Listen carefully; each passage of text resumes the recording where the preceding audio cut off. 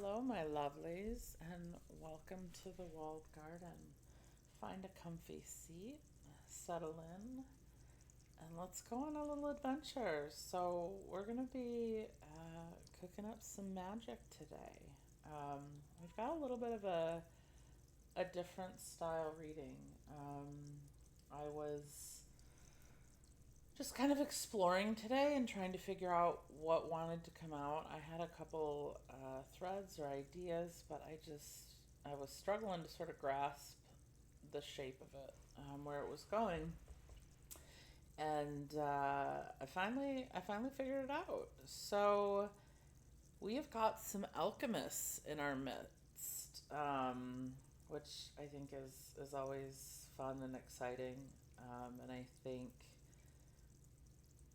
alchemy is a great metaphor for personal exploration and transformation. Um, and what came through, so we got quite a lot going on the table here. So what came through is this main spread.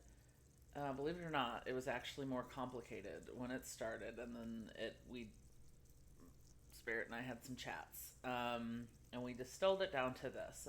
And what I've got is this bit that we're going to talk through here. This is sort of a shared alchemical landscape.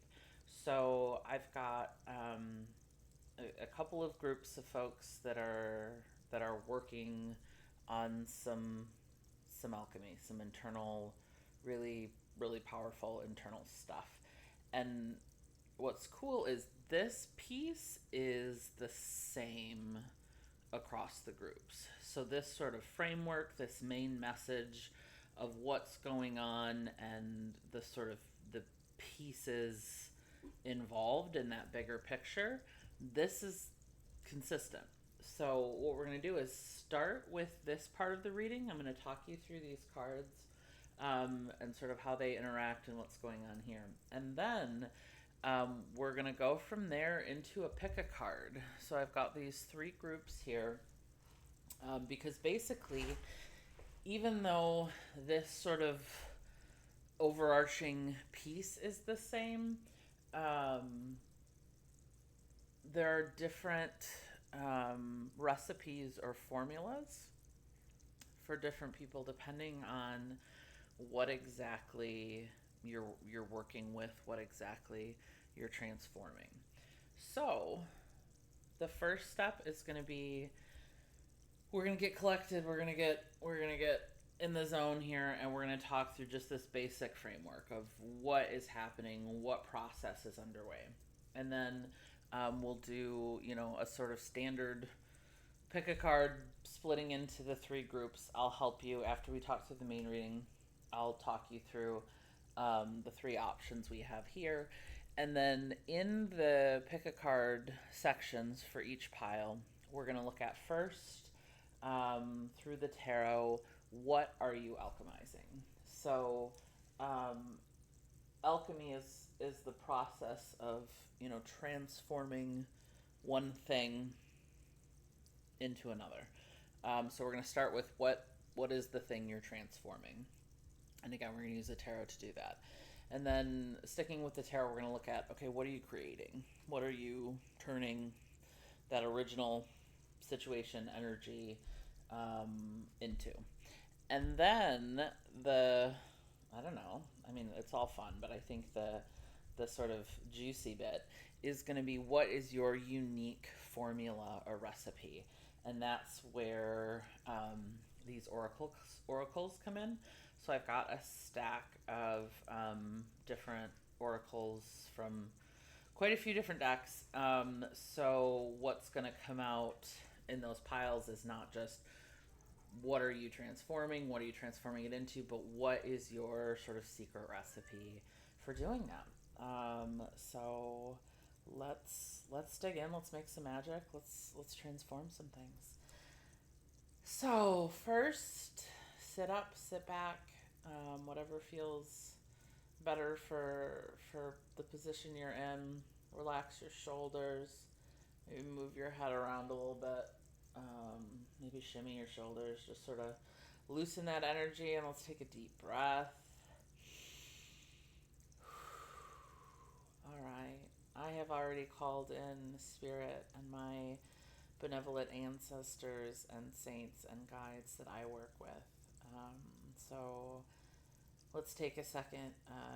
If you're comfortable and called to also call in your benevolent spirit guides, ancestors, anybody else you're working with who is coming through with loving energy in your highest good and the highest good of everyone else. So we asked the gang to come in and guide us on this little journey and help us find what would be most useful and what will resonate with you as you do this really important work. All right, let's dig in. Okay, so starting with this spread. So the womb is actually the card that came out first when I was working on this. And it's funny because I feel like I sort of knew where this is headed once that happened. And then when the venom came out, that was fun because this was sort of the thread I was thinking, and so then we start to see these pieces come together. So the womb here is essentially going to be the container.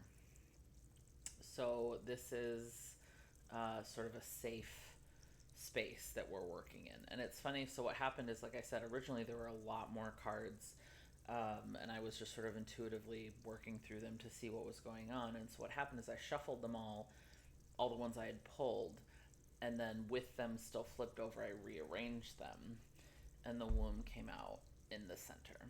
So there's definitely something happening here specific to its position in the center and as a container.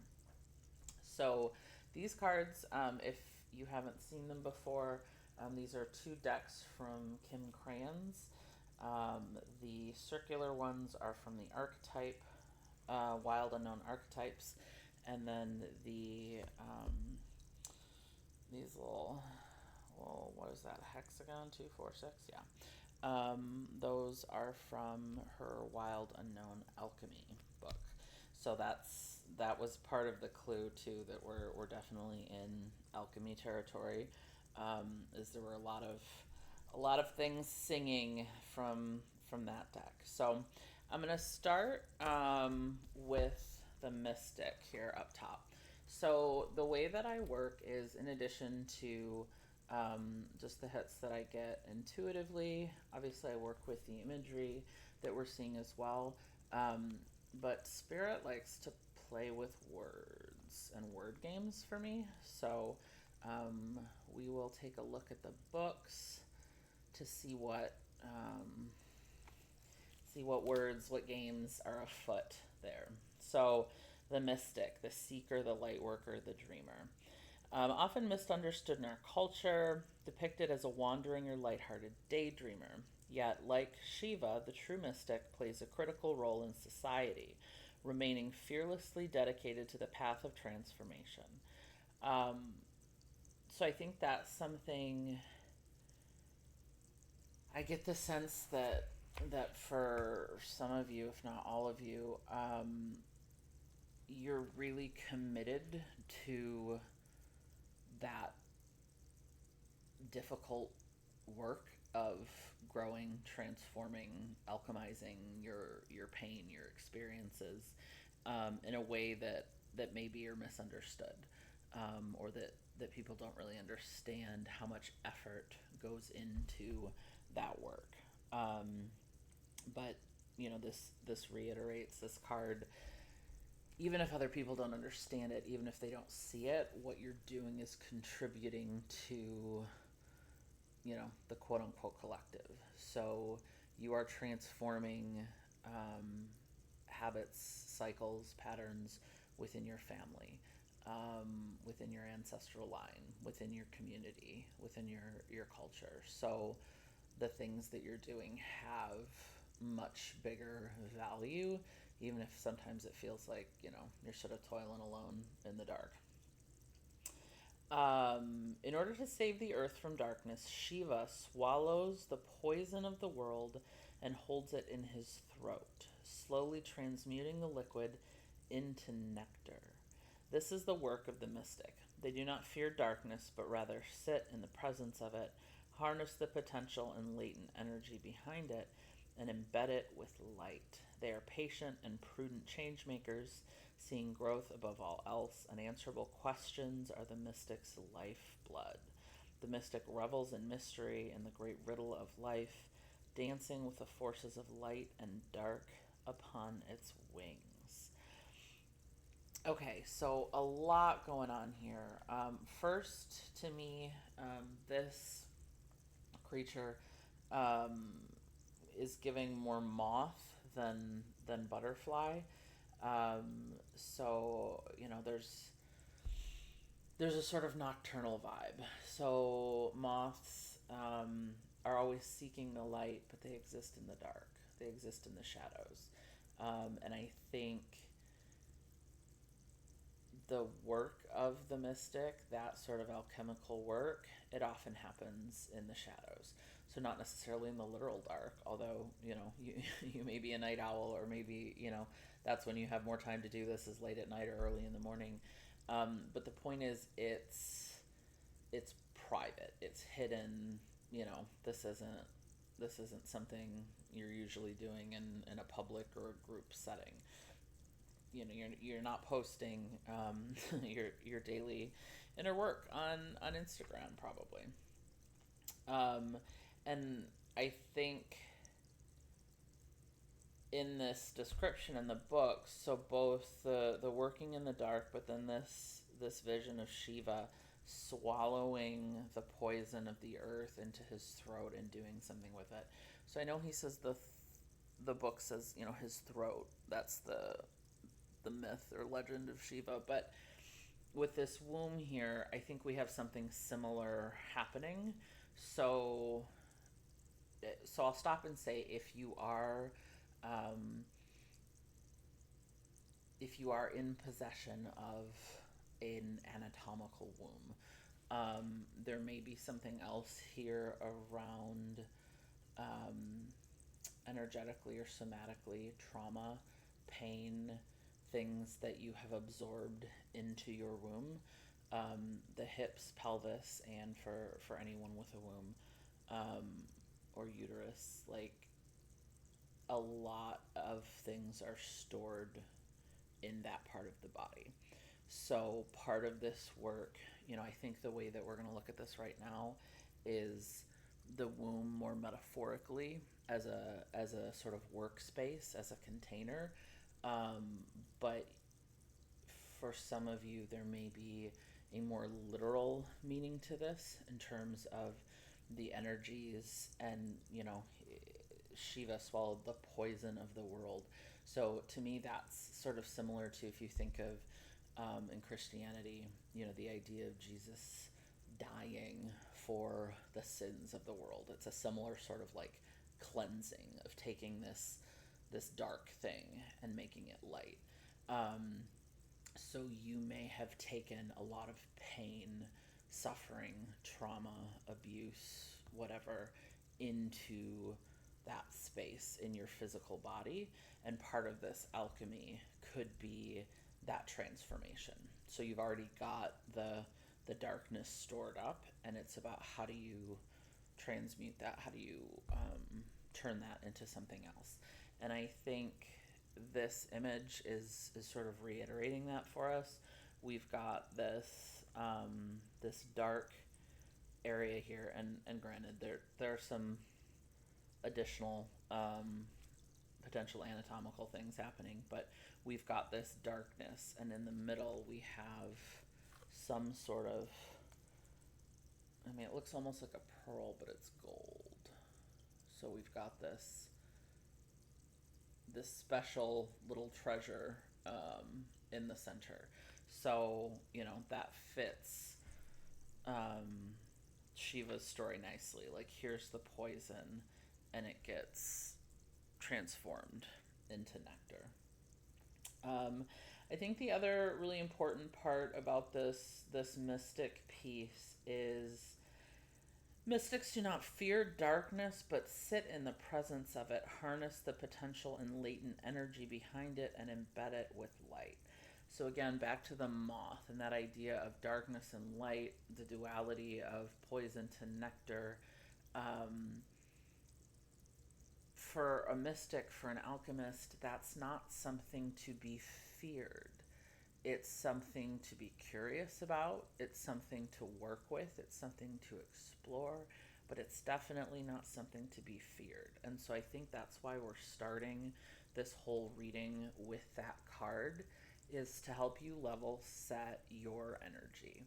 So even if you're dealing with difficult things, because if you're doing any sort of shadow work or personal alchemy, you're not doing that to turn your joy into more joy.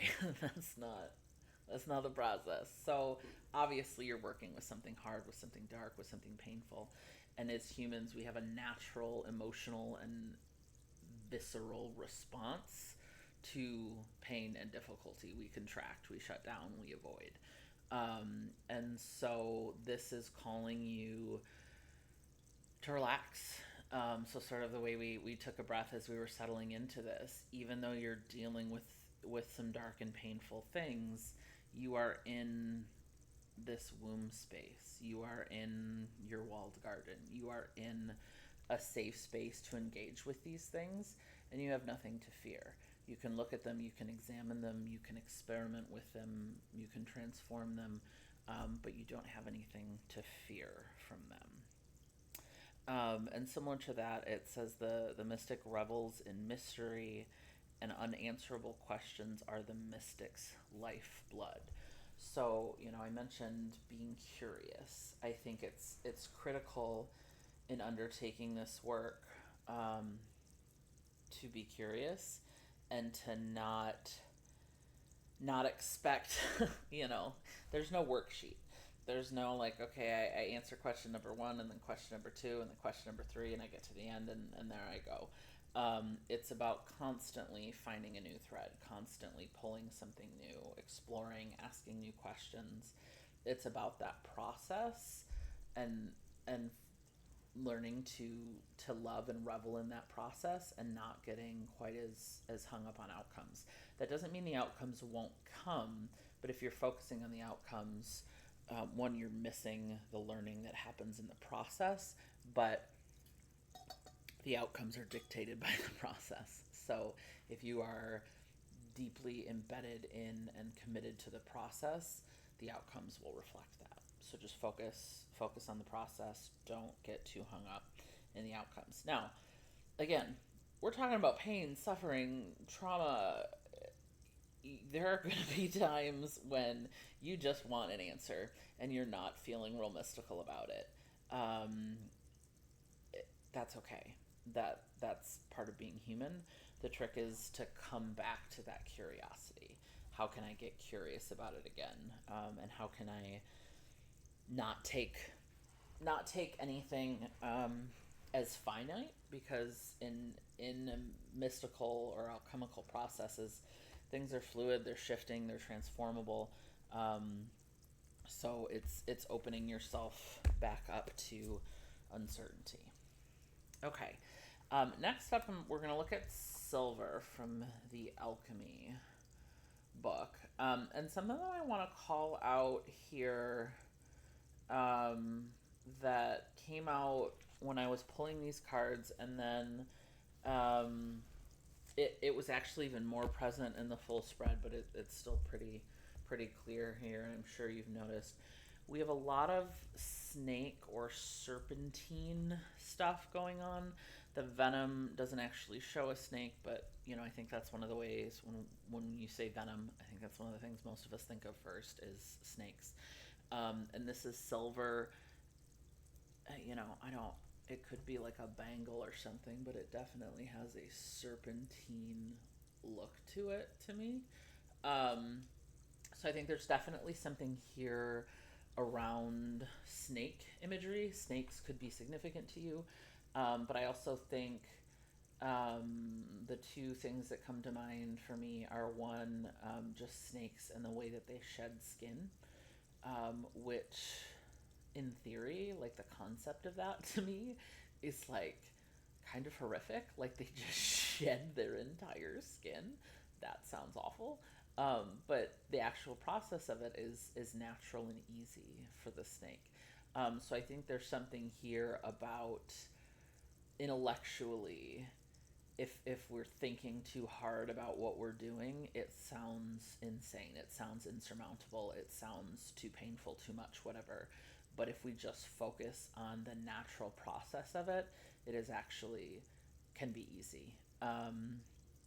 And the other thing is, I'm never sure how to pronounce this, but Ouroboros, the snake that eats its own tail. Um, that always comes up for me when I see a lot of serpentine imagery. And the thing with um, that legend, or the spiritual meaning behind that snake, and I don't remember the full details, but it's something about, yes, it's eating its own tail, so it's sort of in a constant cycle of eating itself essentially. But what it's doing is a sort of alchemy. It's eating pain, problems, whatever, and what comes out of it are gems. I don't know if there's a specific gemstone. I don't remember, but it's in the active process of transforming. So again, I think there's something here around a process that at first glance seems kind of dark, but if you trust it, has some. First of all, it has just sort of a naturalness to it, but a lot of great things coming out of it. Okay, argentum or silver, lunar, reflective, and chrome. Amidst its upper echelon status, silver shines eternally in second position. It is the lesser sibling, the one that's not quite there yet. A true alchemist does not resist this truth, but rather studies its subtle implication and its wisdom. So I think there's something there about that second position for some of you, whether it's a literal birth order thing, or you've felt outshone by a sibling, or like their needs, something was always more important, or it maybe in just a broader sense, you always feel like not number one. You know, you're the second choice. You're the sidekick. You're the best friend. Whatever. There may be some baggage or wounding around that, but I really like this sort of alchemical attitude. The alchemist does not resist this truth, but rather studies its subtle implications and its wisdom. So throughout this process, you know, as a mystic, as an alchemist, the challenge is for you to get curious about those things, and it's not to automatically turn that pain or that wound off, but again to get curious about it. So not automatically allow it to send out the story it normally sends, and the pain signals, and whatever other messages, but to look at it and go, okay, what what does that teach me? Like what happens if I look at that another way? What do I get from this? If I'm used to looking at this in terms of what it costs me, what it does to me, what if I look at it in terms of what does it give me? What have I gained from this? And the purpose of this, you know, so it's not, let's say that problem, that situation originates in toxic patterns or unhealthy behavior in your family or something like that. It's not to excuse those, but the point is the thing exists.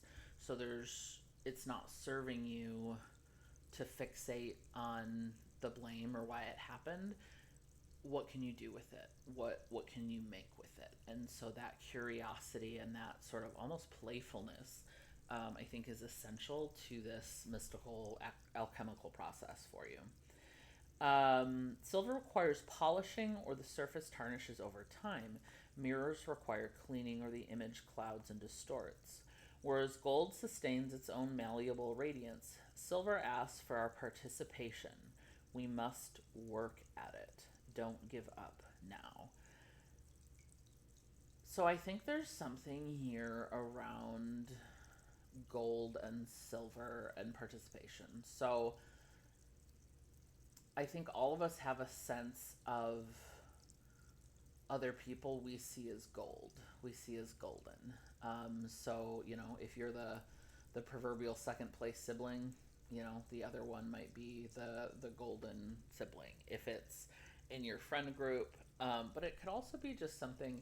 I think we all have concepts of certain people or types of people that just have it easier. They're golden. Everything they touch turns to gold. Everything is easy for them. And maybe it is, maybe it isn't. We can't know anybody else's experience.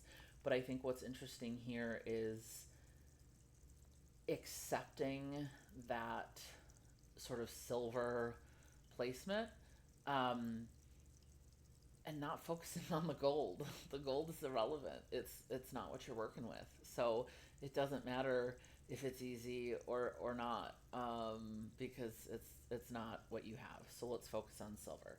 Um, but this, we must work at it. I think the way our culture is set up, I mean, when we want everything fast, but we want to get to the end and be done, check it off the list. So it can be really hard to keep doing things that require you to keep doing them. But unfortunately, um, bodies, nature, they all have a cyclical rhythm.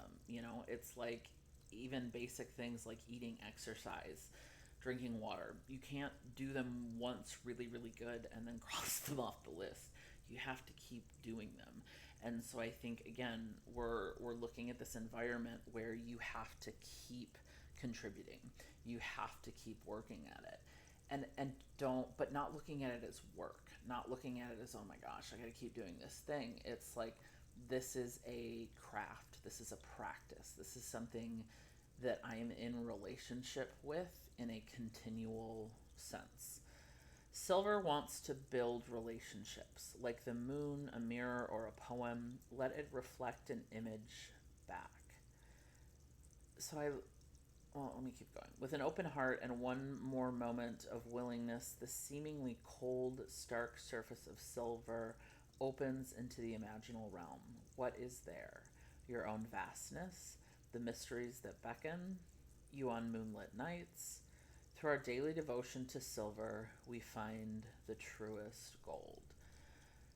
So I think there's something there, thinking about silver wanting to build relationships. So the recommendation in the book is find a piece of silver and polish it by hand. If that's something that's possible for you, I think that would be a great sort of meditative practice. But I think also if you can find a piece of silver, even just something that has the quality of silver, and use that for meditation.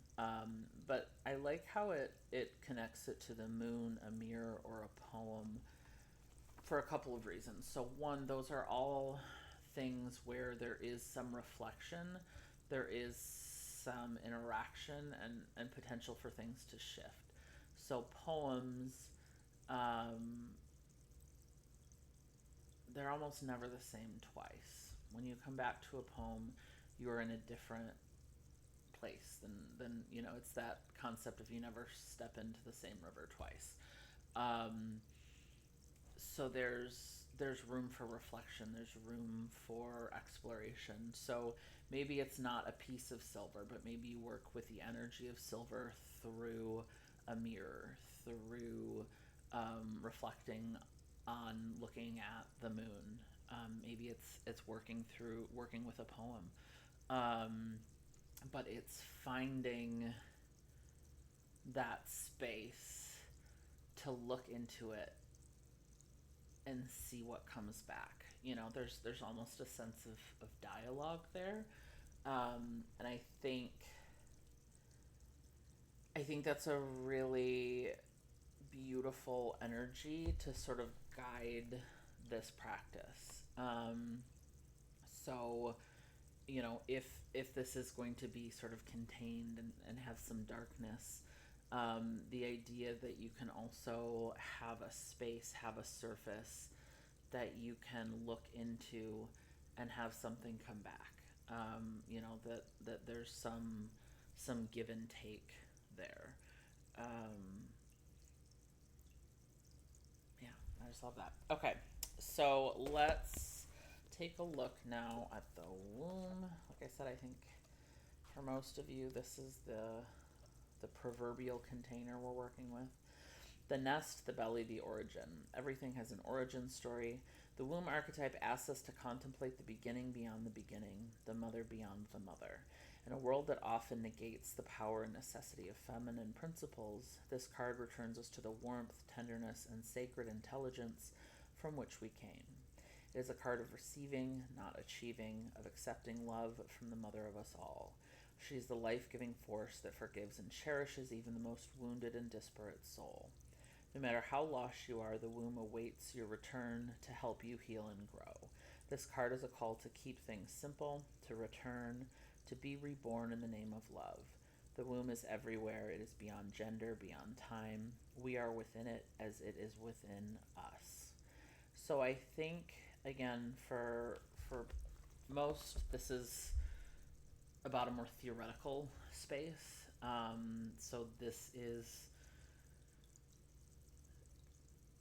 is the energetic container in which you can do this work and in which you can be protected, nourished while you develop, while you grow. It's a shelter for you to grow and transform. But I do think because of the language in this, for some people, like I said, you may have specific trauma or energy lodged bodily in your womb space, but it could also speak to mother issues, mother wounds, play there. So if you don't have a great connection with your mother or that was severed, there could be more at play with the idea of the womb here. And I think that's what's really important about the way that entry ends is, yes, we come from a literal womb, in the sense that we were born, but there's also a metaphorical and energetic womb that you can retreat to that has nothing to do with the physical womb that you came from. So even maybe especially if you don't have that connection or you don't have a safe relationship with your mother, that sort of primal protective space you may feel cut off from. And so this is to remind you that like you have a divine right to that energetic space regardless of the earthly realities. Okay, now I want to look at, so the river and the venom, I think, they're the energies you're sort of working with. So I see them as like elements, essentially, that are at play as part of your alchemy. So the river, the stream, the flow, the current. There's a reason so many rituals of change and rebirth take place in the river. It is forgiveness embodied in physical form. Without asking anything in return, the river washes away what is no longer necessary, smoothing over sharp edges and accepting all our mistakes and grievances. Once we step in, we are no longer in control. The river carries us further down the stream of transformation than we planned to go. Its waters have a special gift for reflecting back to us a new and dreamlike vision. Once the tears have passed, we see ourselves as we haven't before, with a little more lightness, grace, and fluidity. Keep in mind that the you that stands within the river is the real you, full of deep emotion potential, nothing to hide, nothing to judge. May you drink in the sight of your true self. Okay, so river is water, which in the tarot is associated with feelings and emotions. So I definitely think there's a feelings component here, but more than that, I do think there's a literal water piece at play. So spending some time with water, I think, is an important part of this alchemical process. If you are able to go into an actual river, safely, legally, whatever, that would be great. If not, you can watch, like GoPro or drone footage on YouTube that sort of makes you feel like you're in the river. You can take a bath or a shower. You can, use a water fountain. You can listen to river sounds. There are a lot of ways to sort of access that energy, but I think really focusing on that energy of moving water. It has tremendous transformative potential. It's cleansing. It's also hydrating.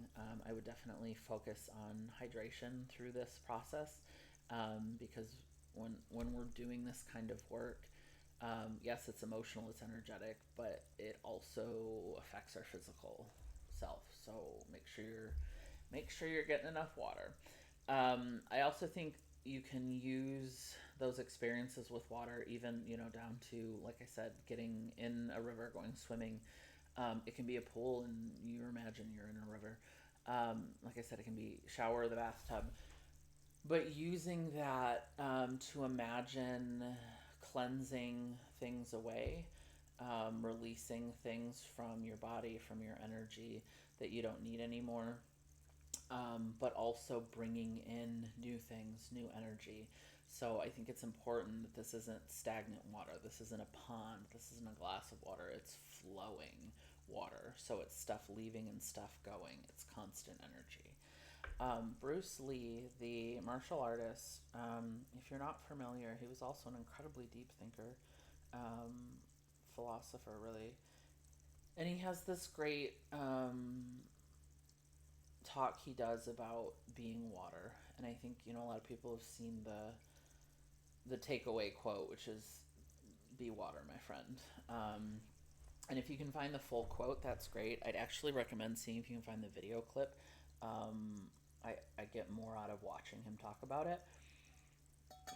But the basic premise is water is powerful because it flows. It takes on the shape of any container it's in.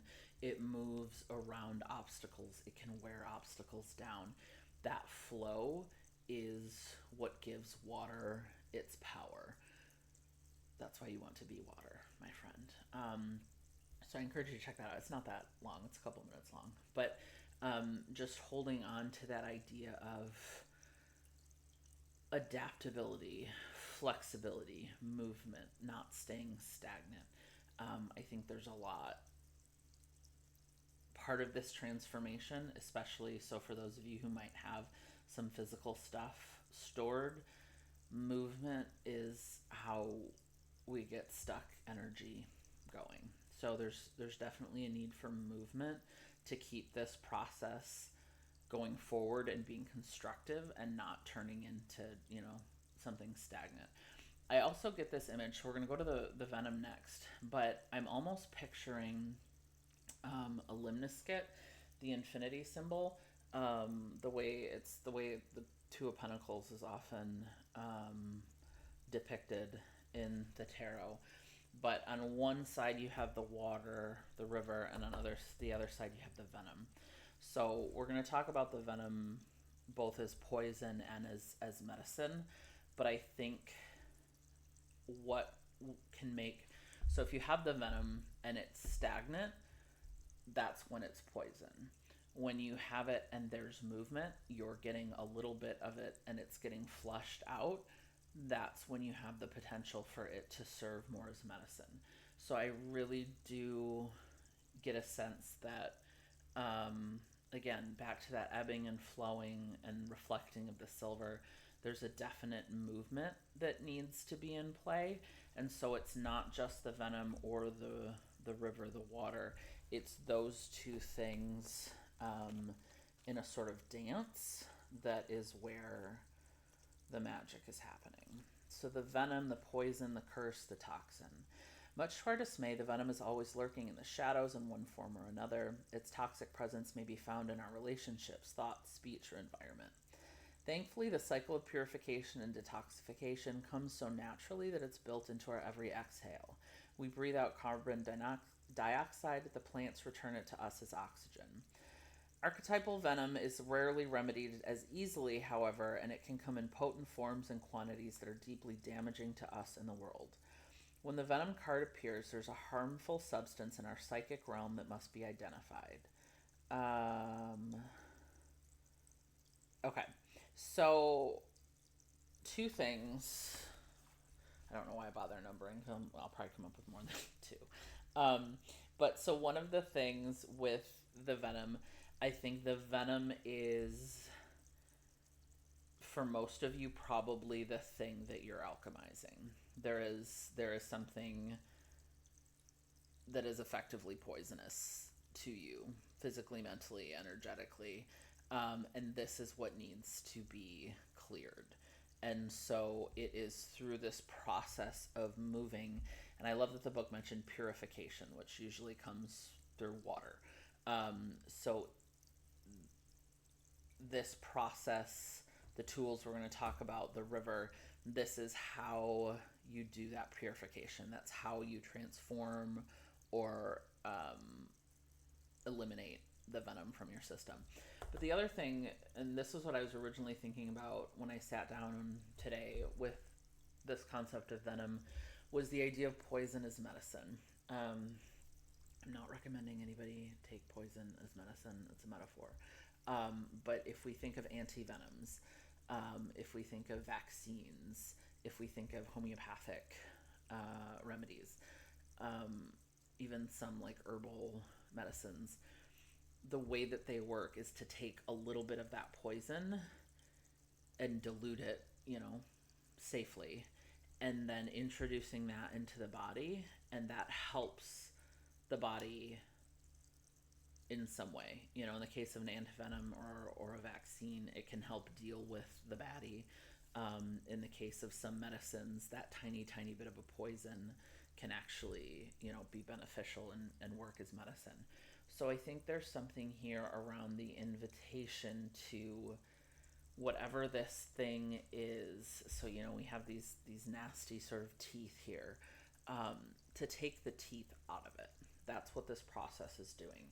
And getting back to the curiosity, that not giving things undue power. It's not to say whatever this is hasn't been awful and grueling, but if we take the teeth out, if we look at it as a tool, as a piece of energy, what can we do with it? What can we learn from it? How can we keep it moving and transform it into an anti-venom? How can we, and that could just be a lesson. It could be by better understanding the situation, the energy, it equips us to not fall prey to that type of, person, energy, situation again. It could transform into something else, but poison as medicine, I think, is definitely something that's coming up. Okay, these last two we're gonna hit pretty quickly, because I think they're related, but also I feel like we've they're sort of reiterating what we've already got going on. So, synthosis or yellowing is aging, transitioning. Indicating transition, yellowing leads us to the next phase of our alchemical work.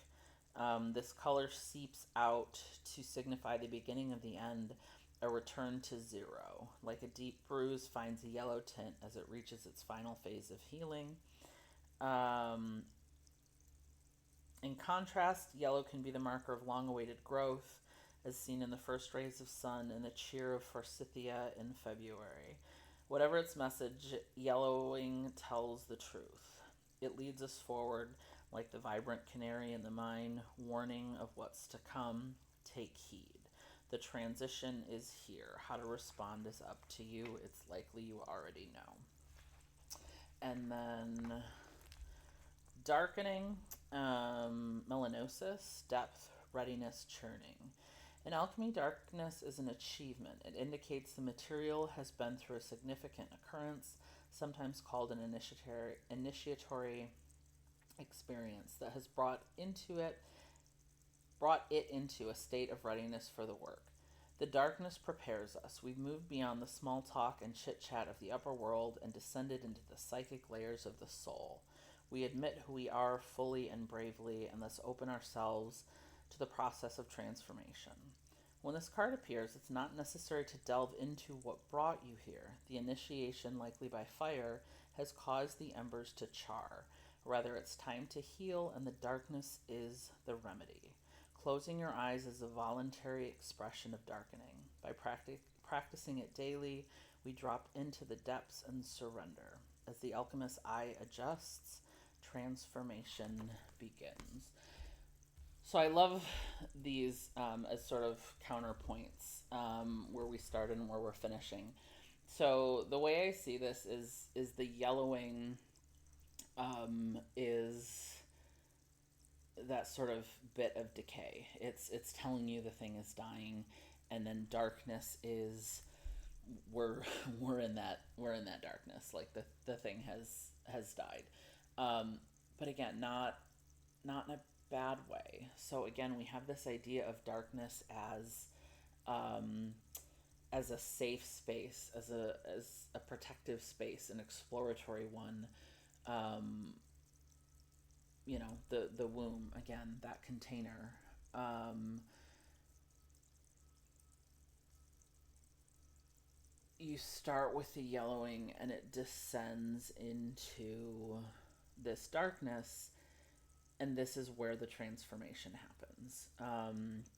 So I feel like the mystic is sort of explaining, you know, your role in this, and where you are. This is the container you're working with. This is a sort of governing energy, and then you work with the venom, with the river, um, through this process, and you go from yellowing to darkening, and then we'll see what comes out on the other end. And we've got a crow here on a little orb. So you may have some significance with crows as well.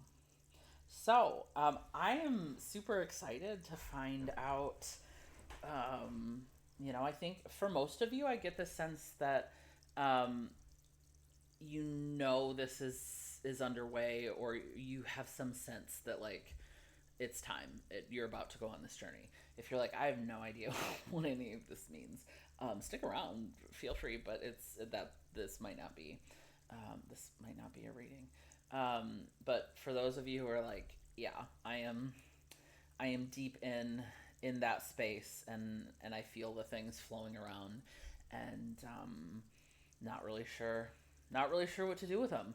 That hopefully is where this reading is going to come in. So let's take a look at our piles here, to help you pick your pile, and then we're going to find out. So as a reminder, we're going to be looking at what you're alchemizing, sort of what you're starting with, what you're creating, what you're turning it into, and that's going to be with the tarot. And then these piles are going to tell us what is your secret recipe, what is your secret formula to do this work, based on what it is you're working with, and the particular energies at play.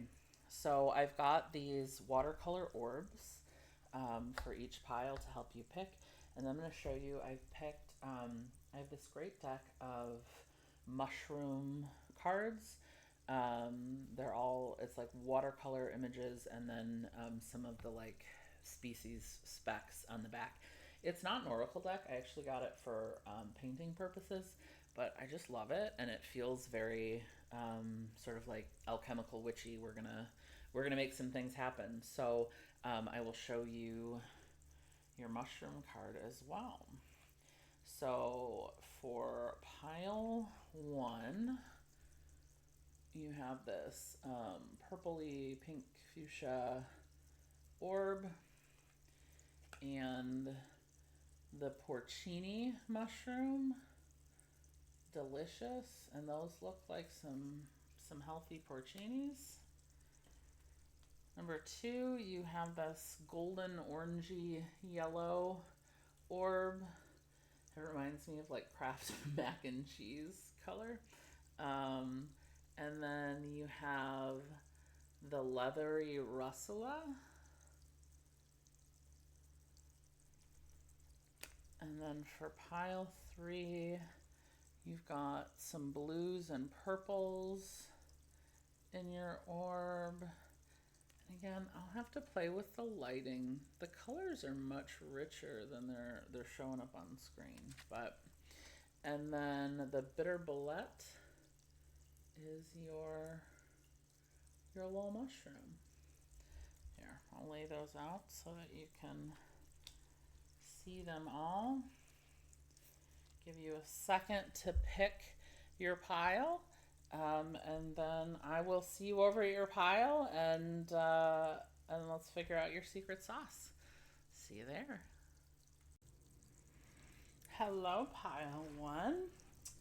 Again, if you picked this lovely purpley pinky fuchsia orb and the porcini mushrooms, this is your double click, your elaboration into. We're going to figure out what you're alchemizing, what you're turning it into, and then what is your unique formula, your secret recipe to make that happen. So I'm going to be using the Antique Anatomy Tarot by Claire Goodchild. That's one of my favorites. Yeah, it's different, but it's beautiful, and it feels like the right vibe for today. Okay, so take a deep breath and set the intention that we find some clues here, the answers or notes that you need to hear to help you along your process. Okay, so let's start with, what are you alchemizing? What is your starting material? I think that one wanted to come out. Okay, we have the 7 of Blades, which is the 7 of Swords, the 9 of Cups, which is the elixirs in this deck, which I love. I just love that, like, old-timey apothecary vibe. Okay, I was shooting for 3, but we got 4. Okay, so we got elixirs and blades. A little bit of a theme here. So 7 of blades or swords, 9 of elixirs or cups, 8 of elixirs or cups, 2 of blades or swords. I'm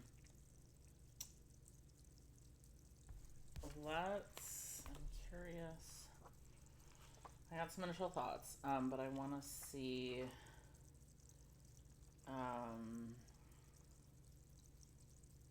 if anything else comes out. So 7 of Blades is about sneaking around, trying to get away with something you shouldn't. Card is here to let you know you aren't as sly as you think you are. As with 5 of Blades, you may be the victim of someone's trickery.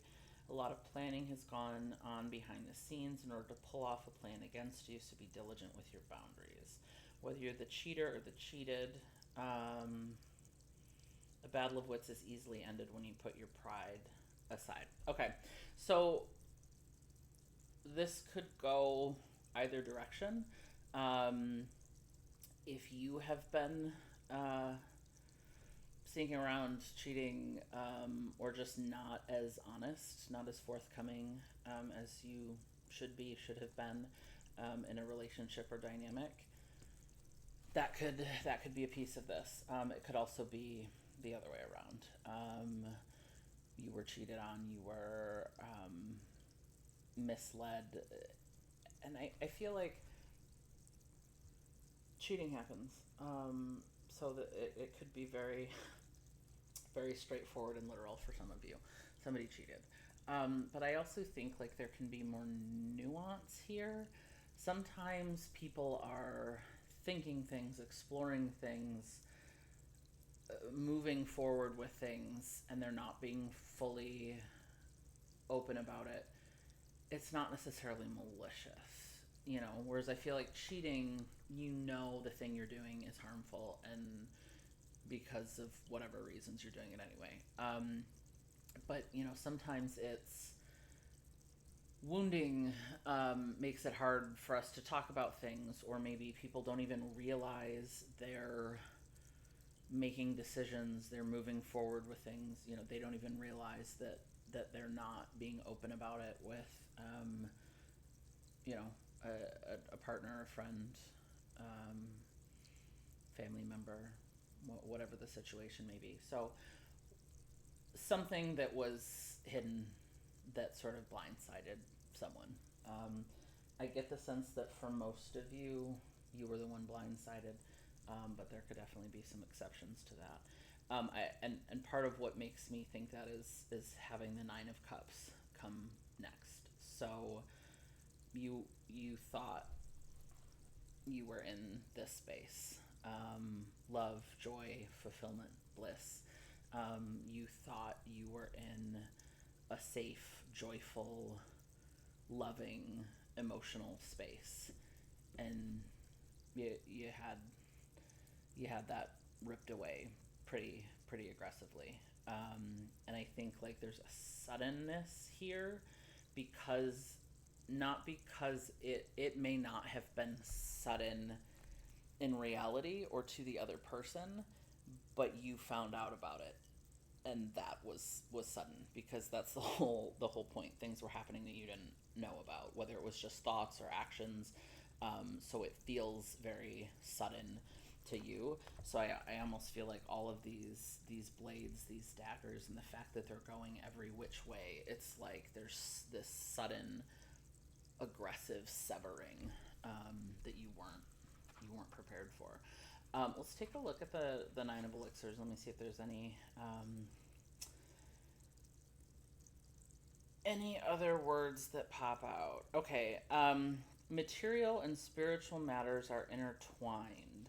So normally for the Nine of Cups, that's a positive thing, but I think in this instance, what you could be trying to deal with is this loss wasn't just emotional. So it could be someone with whom, if it was a partner, you may have had, shared finances, a home, pets, children. There may be some material things to sort out. Similarly, if it was, a colleague or a business partner, family member, there may be some really tangible things. But I think it can also be a little bit less tangible, but just in the sense of the material reality of our days. So when somebody is an intricate part of your life, and you pull them away for whatever reason, there are, I want to say tangible. I realize it's not literally tangible, but there are palpable moments in your day that have completely shifted. So your routines. So if you live together, the physical nature of your routines have completely changed. Even if you didn't, I've had both partners and close friends who were so ingrained in my daily rhythms that when they were removed, that altered the material reality of my existence. So I think, cups is emotions, absolutely. Elixirs is emotions, but there's a more practical, physical impact as well. So Eight of Elixirs, Eight of Cups. This is nostalgia in a melancholy sense. So this is looking back, missing. Something comfortable has come to an end, and you need to leave it behind. Coming to terms with that ending makes you feel empty and sad. You know the direction you're now heading in is better for you, but that doesn't make it any less painful. Reminds you that there's something you've outgrown, whether it is a job or relationship, destructive behavior. you know deep down it's time to let it go. The journey you're about to embark on is greater than you realize. So, a couple of things there. I mean, I think, especially given these pieces, the most obvious meaning for a lot of you is going to be just that letting go of both things in the past, so memories, good times, things that were shared between you, the other person, people, whatever, but also the future. So when something ends or is ripped away, even if it's just an idea, so maybe you had something you were planning, something you were trying to build, and it wasn't necessarily a relationship, and it somehow got severed. But definitely for relationships and friendships as well, you don't just mourn the past and those memories. You also have to mourn the version of you that you got to be in that situation. And then it's the future. You have to mourn all of those things you were dreaming, both the actual future, that you pictured, the version of you that you thought you were going to get to be in that, the the things you thought you were going to get. And I don't mean that in a mercenary way. Like um, if it was a family, like um, like family that you come from, it may have been a future where you imagined weddings and holidays and togetherness and getting to be close and a part of people's lives. If it was a partner, it may have been just a shared life. The days you imagined, the home you might have built, the family you may have had, the the laughs, the safety, the all of those things that you imagined. Like, that's the stuff that you also have to mourn. So this melancholy isn't just mourning the past, it's grieving the things that are never going to get to be realized. So I think something about this card is there's a real heaviness to it, but it's unavoidable. So the guide was saying, like, it's come to an end. Something has necessarily come to an end. So um, eh, thinking about these as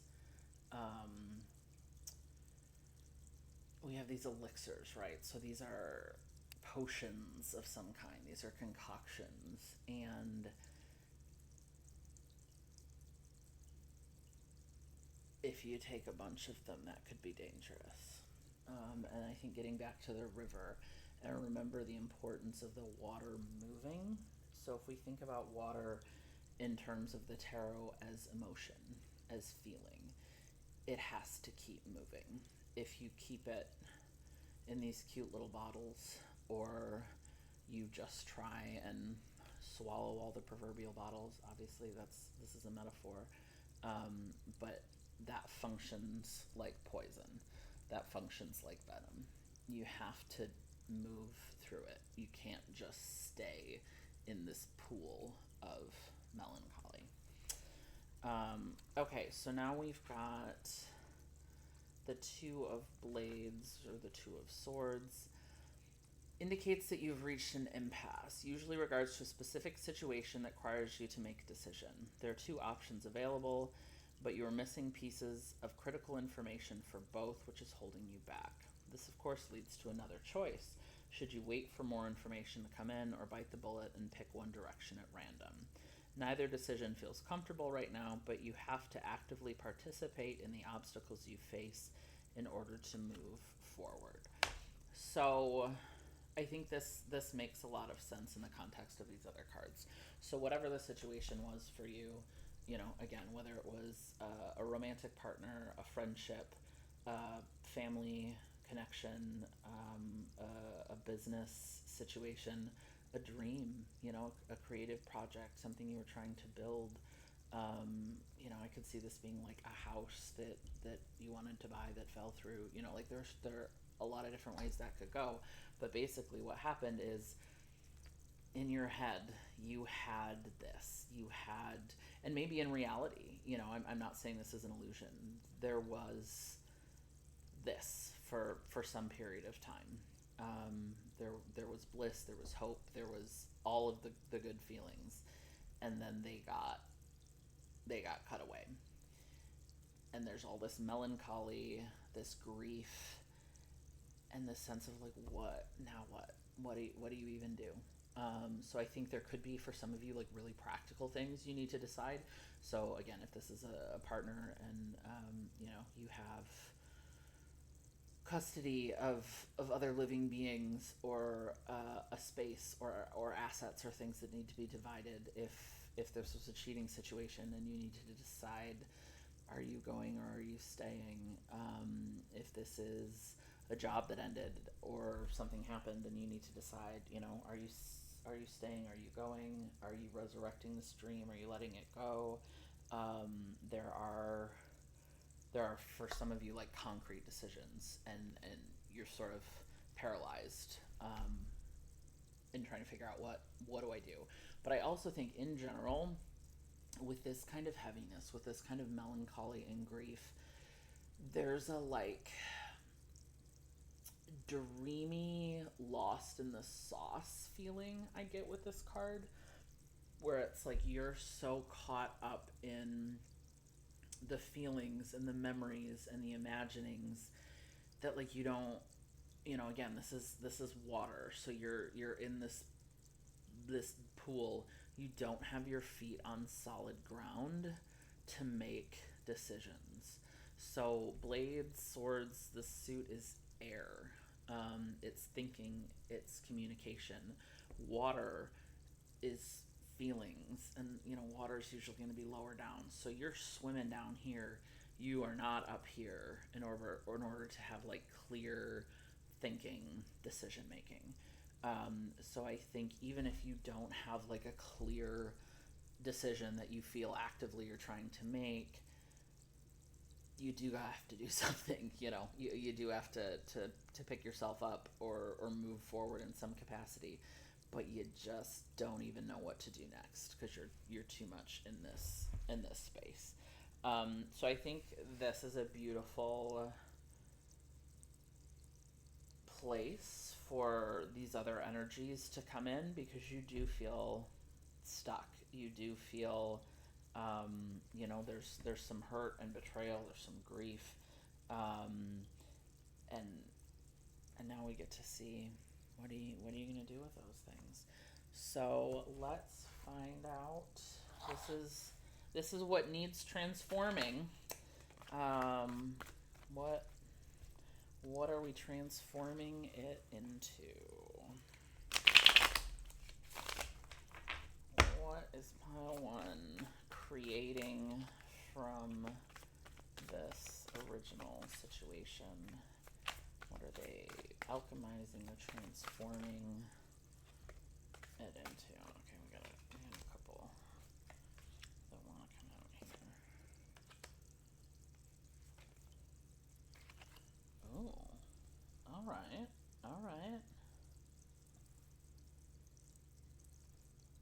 Well, I love this. Okay, so automatically we've got 2 3s off the bat. So 3 maybe a significant number for you. I also think it's really interesting. So here we had swords and cups, and here we got pentacles and wands. So you want to talk about like transformation. You are going from, thoughts and feelings to actions and material things, creative passion. So I love that. I'm gonna look at this 2 ways. So the same way we read through this, I wanna go through these cards, but then I also want to see. I think there are some things happening, sort of vertically between these as well. So three of coins is a three of pentacles, and that's usually some sort of collaboration, um, project. Yeah. So, have you recently embarked on a new project, career, exercise program? Shows your efforts will begin to receive outside validation and recognition. You still have a way to go, but you can progress to the next stage. Feeling confident and secure in your abilities to get things done. Three of Coins can also point toward collaboration. You work well in a team. Um, okay, so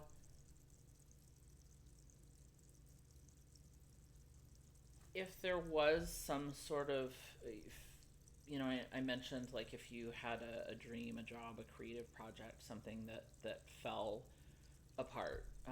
This is a really clear, beautiful transformation into starting a new project in collaboration, building something. But this isn't just, Ace of Pentacles would be like starting.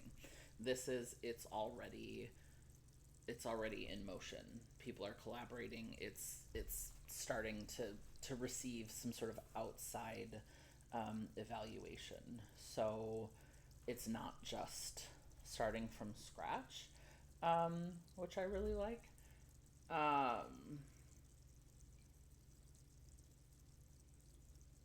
And I think even if you don't have a project, so I was talking about the sort of material reality being upended, through, going from this, having this Nine of Cups or elixirs be cut away. Again, we're moving to a steady foundation. It's not starting from scratch. It's not fully built, but there is something here. So to me, this almost feels like, when you go through that kind of split or breakup or parting with friends, when you're in it, when it first happens, it feels like someone laid waste to your life. Like it doesn't exist. It doesn't look the same. And what I'm seeing here is it's almost like, when you see people going through damage after a natural disaster and getting their things.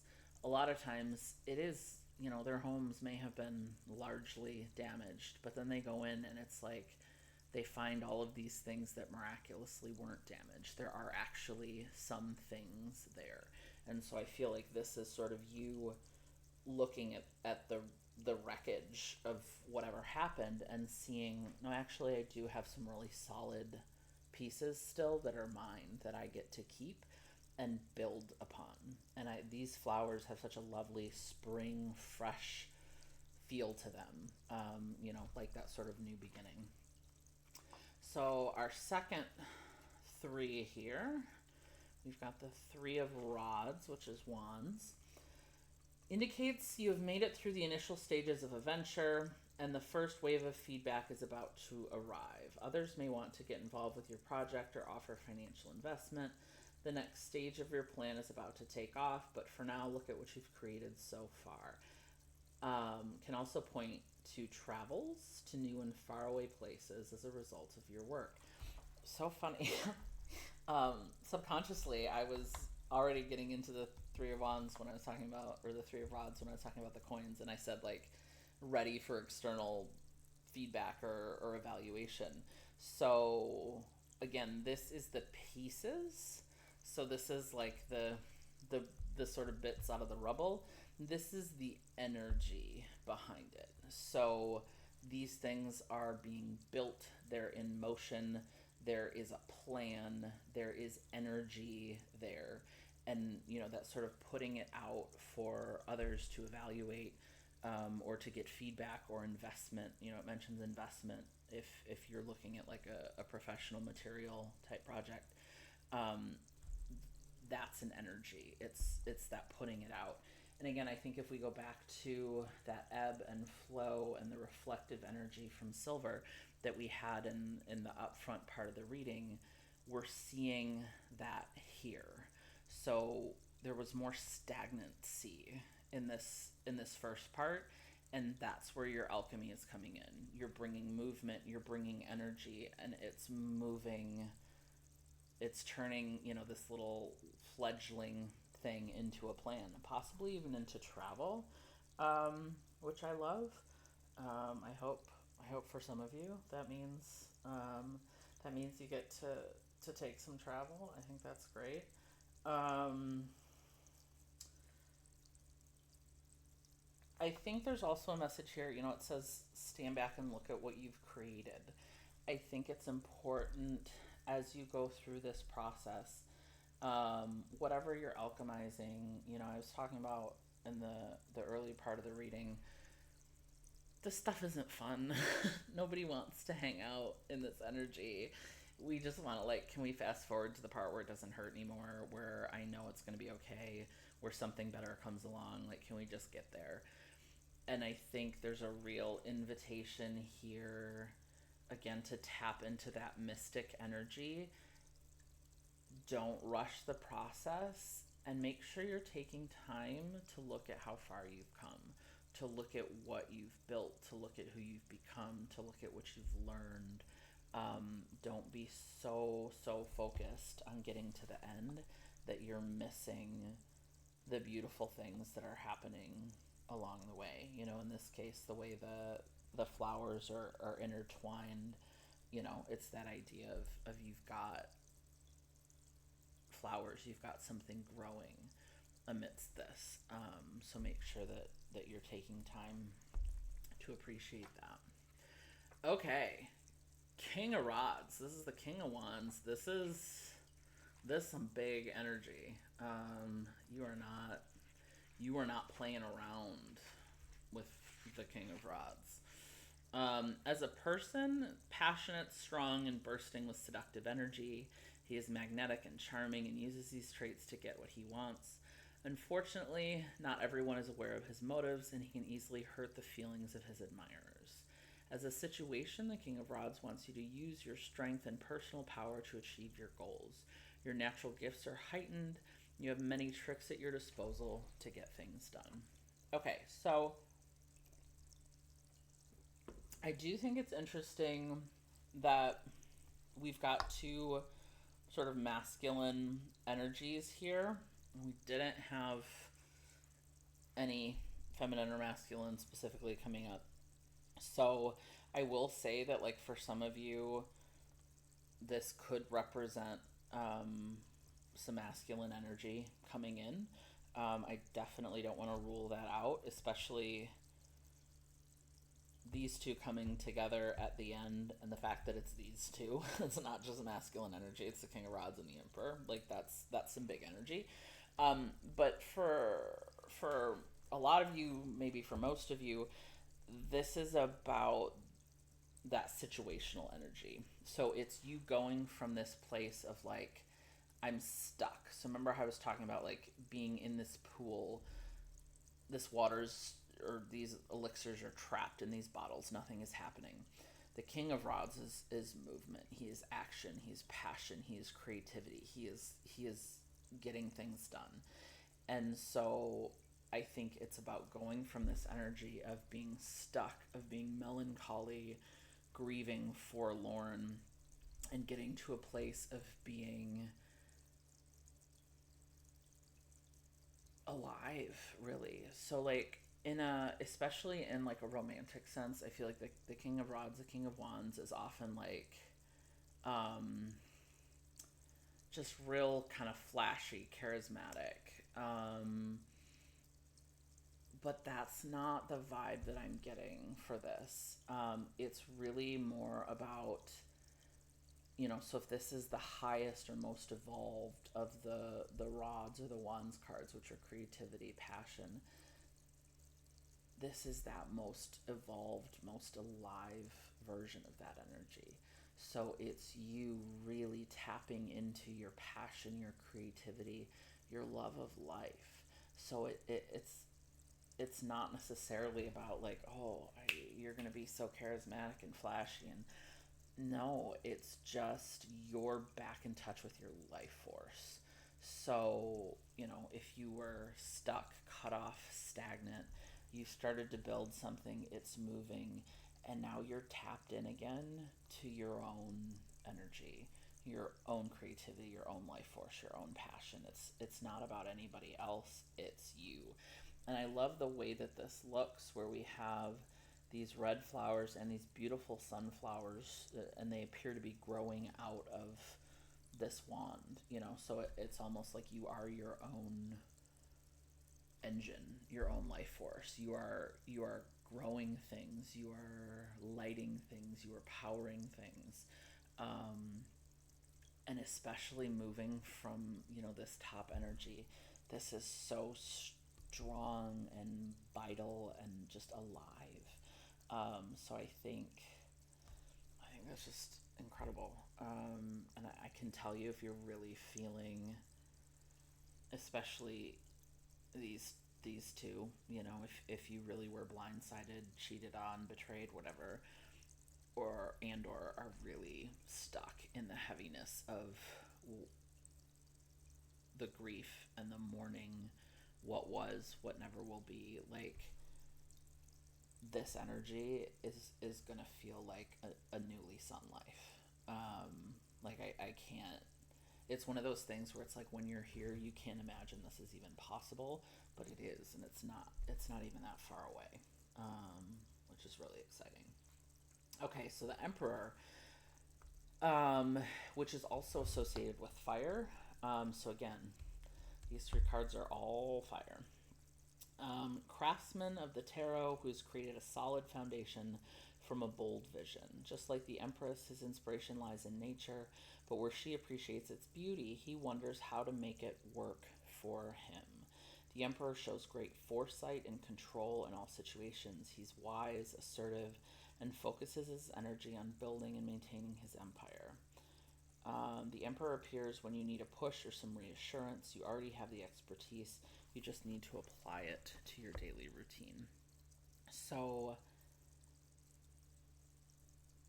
I feel like the King of Rods here is sort of the raw energy. It is the passion, the inspiration, the like I said, just the zest for life coming back. The Emperor is like the practical application of that. So the Emperor is, I know what to do. I am wise, I am experienced, I am calm, I am stable, I know when to act, I know when to wait. And so it's like this, all of this liveliness is being channeled in really practical, sustainable ways through the Emperor. So it's, if you're going through, the top part now, and you're feeling lost, adrift, not in control, like you're never going to put the pieces back together again. Like, the Emperor is the ultimate, I am in control of my pieces and I put them where I want them. This is emotional stability, material stability, and abundance. It's wisdom, it's strategy, and especially paired with that King of Rods, like, it's also that it's fueled with that passion, creative energy. So if you were somebody where this was like a creative or professional project, you have this sort of boundless inspiration. You're tapped into your own sort of eternal well of creativity. But then you also have, like, this is the creative, this is the business manager. So it's like you have all of the ideas, but you also have the strategy, the determination, the practical application to do something with it. So you've got these pieces, and it's like, this is the, this is the business plan in the first piece, and like, this is the CEO that turns it into a thing. Again, if you have like a professional or creative lens for this, for those of you where this is, romantic, familial, friendship, more emotional. If this Seven of Blades suggests that, like I said, unless there may be a few of you where you were the actor in that, and if so, like, this isn't to shame or judge you. Part of growing as a human is making choices and then deciding if we want to make those choices again. Learning from them for better or worse. So, but if you were someone where the the rug was pulled out from under you, that can be a really helpless feeling. And so where you're ending up is somewhere where you have learned the lessons of this experience, and they don't dictate who you are or what you do anymore. So you know how to apply that information appropriately in future situations, but you're not like beholden to this situation. This isn't your identity. It's not. It's just a thing that happened. You are in control now. And if you are somebody where, again, you did the cheating, or were less upfront or honest or circumspect than you should have been, I think this is a similar ending for you. You may have had to look at what your own behavior cost you, what those decisions cost you, and how they hurt you, your future, but, also other people probably. The Emperor is not. He's not selfish. He is the benevolent king. He makes decisions for the good of everyone that is entrusted to his care. So if that was you, there's a real journey for you. And I think this King of Wands is coming out of the shame, or the embarrassment of those decisions, and finding your light again, remembering that just because you made mistakes doesn't mean you don't deserve life and happiness, and to try again.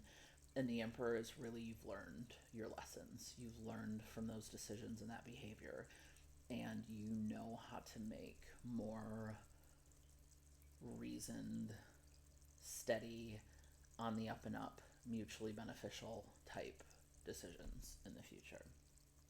So, again, I said I wanted to look real quick and see if there's anything sort of vertically. So, Seven of Blades is some sort of deceit. Three of Coins is collaboration. So you're moving from things happening in shadows, maybe people not being able to be trusted, to mutually beneficial, transparent type arrangements, which is incredible. Nine of Cups, we were looking at this as it sort of disappearing. But I think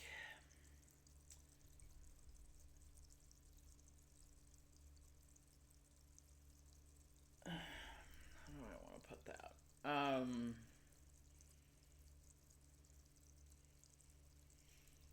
This Nine of Cups, because of the other cards, because of what else we know happened, it it was already over. It wasn't going to progress to the Ten of Cups. It was sort of done. The Three of Wands is really, really ripe with potential. It's the beginning. It's stuff's just starting to get good. So even though endings are hard, and especially, this feels like a video game where you got to like the penultimate level. You were almost there and then you died. That's sort of what this feels like. Like, you were so close. So in some ways saying like, oh, you're back at the beginning. Part of you might be like, oh, dude, I do not want to be back at the beginning. But I think if you think about like, movies and TV shows and the way breakups are sometimes sort of reduced, yeah, that part sucks. But there's a special magic to the I don't know what's next. I'm gonna move to a new city, or I've got a new place to live, or I got a new haircut, or I start a new job tomorrow, or I'm gonna try this new hobby. I'm gonna go back to school. Like, yes, they're starting over, and especially as an adult, and when you've done the starting over once or twice, there's part of you that's like, oh man, I do not want to be back in at shoots and ladders. I don't want to be back at the beginning. But there's a special magic there that only exists at the beginning. So I think the message here is that, like, yeah, you lost, and that hurts. That sucks. There are no two ways about that. But you can either look at that and be upset about it and just live there, or you can be grateful that if that was going to end, you have the magic of a new beginning. The Eight of Elixirs to the King of Rods. Again, this is like stagnant, past facing. This isn't really in touch with reality. Like I said, this is real dreamy. This is you are living in things that were, things that could be, things you hoped. You are not living in things as they are right now. King of Rods is present moment. He is action. He is future moving. So this is, getting out of the past and getting into the present and the future. And it's going from stagnant to like moving, but not a frantic movement, not a just keeping busy movement. A like, I am alive, I am invigorated, I know where I want to go, what I want to do, and I'm doing it. Like, that might be my favorite transition we're seeing here. And then the Two of Blades, this sort of, I'm at a standstill, I don't know where to go, I don't know what to do, I need more information, to the Emperor. Like, I feel like the Emperor doesn't have a Two of Blades moment because he is so knowledgeable, so wise. He sees the big picture, he's strategic. So when he comes to that crossroads, yes, maybe it would be helpful to have more information, but he is able to look at both paths, see the pros, see the cons, see what can be gained, what can be lost, and he makes a decision. That's the thing about decisions. We never get to know the other decision. So I think picking right, picking wrong, a lot of times is an illusion. All we get to know is the thing we picked, and it will have pros and it will have cons. If we had picked one of the other things, that would have had pros and cons as well. So I think the Emperor has that wisdom to know it's not pro or con. I'm sorry, this little like crookedness is driving me nuts. It's not right or wrong. It's not wait to figure out the one true decision. It's let's collect all the information we have. Let's make a strategic, reasonable decision, and let's move on. Because the Two of Blades, this is stuck. They're crossed. They're sitting here. This in this one, it almost feels like the flowers are overgrowing them. Because they're not moving. The Emperor's not standing around. He's not going to be rash, but he's also not wasting time. So, love that. Okay, let's get into your secret sauce. I'm gonna leave. Let's see if we can. I love when I can fit everybody up here. Let's see. I'm covering up what you're transforming. We'll focus on the future stuff. Okay. Let's take a look at your recipe here, your formula. Okay, so for the herbarium, these cards, you had 2 come out. You were the only pile, and it was a very definitive 2. So we're gonna take both of those and see what happens. Okay. So, Owl, I think for the animal bit here, you can take this as like a guide. So owls may be significant to you. You might keep an eye out. You might start to see owls in real life, or messages with owls that might be a synchronicity for you in working with spirit. Um, but I also think we can look at owl as like an energy that you can lean into and harness and work with while you're doing this alchemy. So, abundance, clairvoyant treasures.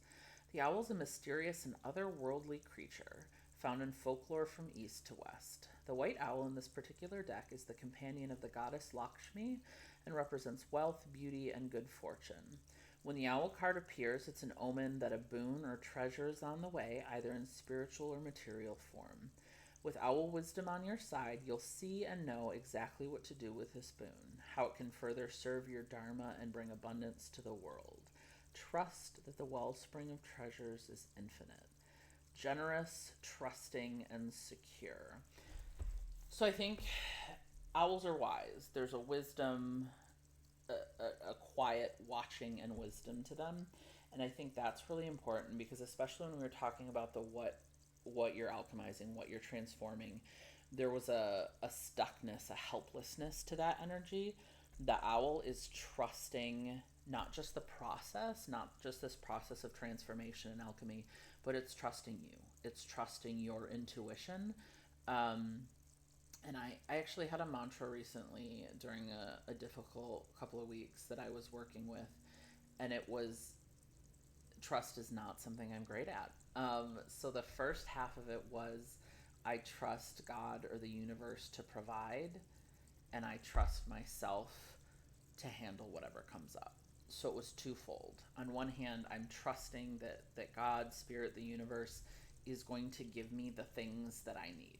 It may not be what I want or the way that I expect them to look, but I trust that what they're giving me is what I need. And then on the other hand, I trust that no matter what pops up, I can handle it. I've handled 100% of the things that have come up so far. As somebody that worries a lot, like I'm always anticipating the things that could go wrong, and it's like it doesn't matter which of those things happens or doesn't happen. I'll deal with it when it shows up. I always do. So I feel like that's really the energy of the owl for you is even if you're in the muck, you're in that 8 of cups, you don't know where you're going, trust that you will. Trust that your intuition is going to help you and there's something better on the other side. Um, that's the funny thing about trust. It doesn't magically flip the switch. It doesn't get you from point A to point B, but it helps you bide the time until until that comes to be. Okay, 34, bleeding tooth or stagnation. I love this picture. I realize it's kind of gross, but I don't know. I just think it's really cool looking. This is Hydnellum pecci. It's edible or medicinal, however, generally not recommended for consumption due to its bitter taste. Although it looks like something that could be poisonous, the bleeding tooth fungus is completely safe to eat. The pale flesh cap exudes a deep red liquid that looks like blood and is thought to be a type of sap due to an excess of water. Underneath, it is covered with small spikes which produce its spores. When it matures, it turns into a dull brown mushroom used to create a beige dye. H. pecci is also being researched for possible medicinal qualities. It tends to be found in old coniferous forests that don't suffer from pollution, and it has a mycorrhizal, I never know how to say that word, relationship with the trees, meaning it breaks down nitrogen and phosphorus and passes on all the extra nutrients it doesn't need to the host tree. Medically, this mushroom contains atramentin, known to be an anticoagulant that inhibits blood clotting. Also, the flesh contains thaliphoric acid, which may be used for treating Alzheimer's. So, does the red sap look like blood clots to you, or possibly the plaque formation from within the brain of an Alzheimer's patient? Two fairly prominent doctrine of signatures here. So, the doctrine of signatures originated in, I want to say, the Middle Ages, but it was this concept that plants have physical signatures in the way that they look that indicates their function and how they can be used with humans. So like eye bright is good for eye health, and it's like a little flower that looks kind of like an eye. So it's like you see a clear association between the way it looks and what you can do with it. Is there stagnation happening somewhere in your life at present? This is asking you where you need to shift stagnant energy. It may be in the form of something emotional or physical or an unfinished project. The question to ask is, why am I allowing this to stagnate? Why do I not want to move on from this? Or why is it so hard for me to look at this? Is it in the too hard basket, or something you've been avoiding for whatever reason? Whatever it is, don't let it fester. Don't let it go unnoticed, because doing so will only create more issues further down the track. Why deal with it then when you can deal with it now and avoid making it any worse? Sometimes when you truly decide to turn your attention to something, the task isn't as hard as you first thought. Things can move quicker than you can imagine, so let go of the assumptions of what could be or what might happen and attend to the matter. Let the flow begin. When the stagnation shifts, this creates space for something new and fresh, a harmonious flow, and your tension can ease. Peace always ensues. So this takes me back to what I was saying about the mystic in the first part of the reading, where don't let the thing be darker and worse than it has to be. So yes, it's there, but it's odds are we've built up in our head. I was talking about like the idea of snake shedding skin sounding, kind of horrific, but like the reality is actually easy and natural and not a big deal. So don't build this process up in your head any more than it already is.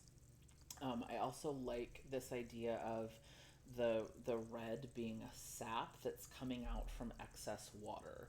So, back to hydrating and moving water and that flow of energy, getting rid of stagnation. So again, I'm telling you there's a message about hydrating in here. Drink some water. I'm gonna take the message. I'm gonna have some water right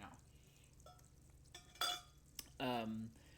But I love that idea. So, I was talking this whole idea of venom in the river, and the river moving the venom along. That's literally what this is doing. So we have this sap, it's getting flushed out from water, from things moving. So let me see, was there anything about, I can't remember if there's anything about the medicinal part I wanted to talk about. Oh, just the blood clotting.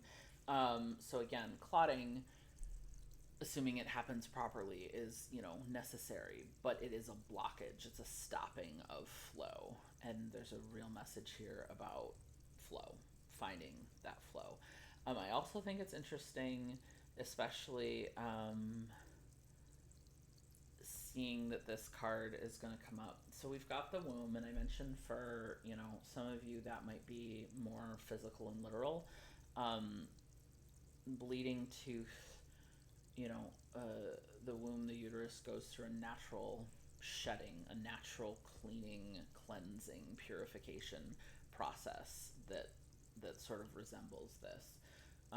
So for some of you, there may be something about syncing up with and getting in touch with some of those physical processes if you do have a womb or uterus. And again, for some of you, that's not the case, and that's totally fine. If that is the case, though, I do think it's interesting to these very active, healthy masculine energy cards. You may have an overabundance of yin energy that's become stagnant, and you need to lean into some of that masculine energy, that fire, that movement, that passion, to help restore the balance. It's not abandoning, the feminine or the yin energy. That's literally the container we're working with here. But it's using movement, action, energy to help restore balance.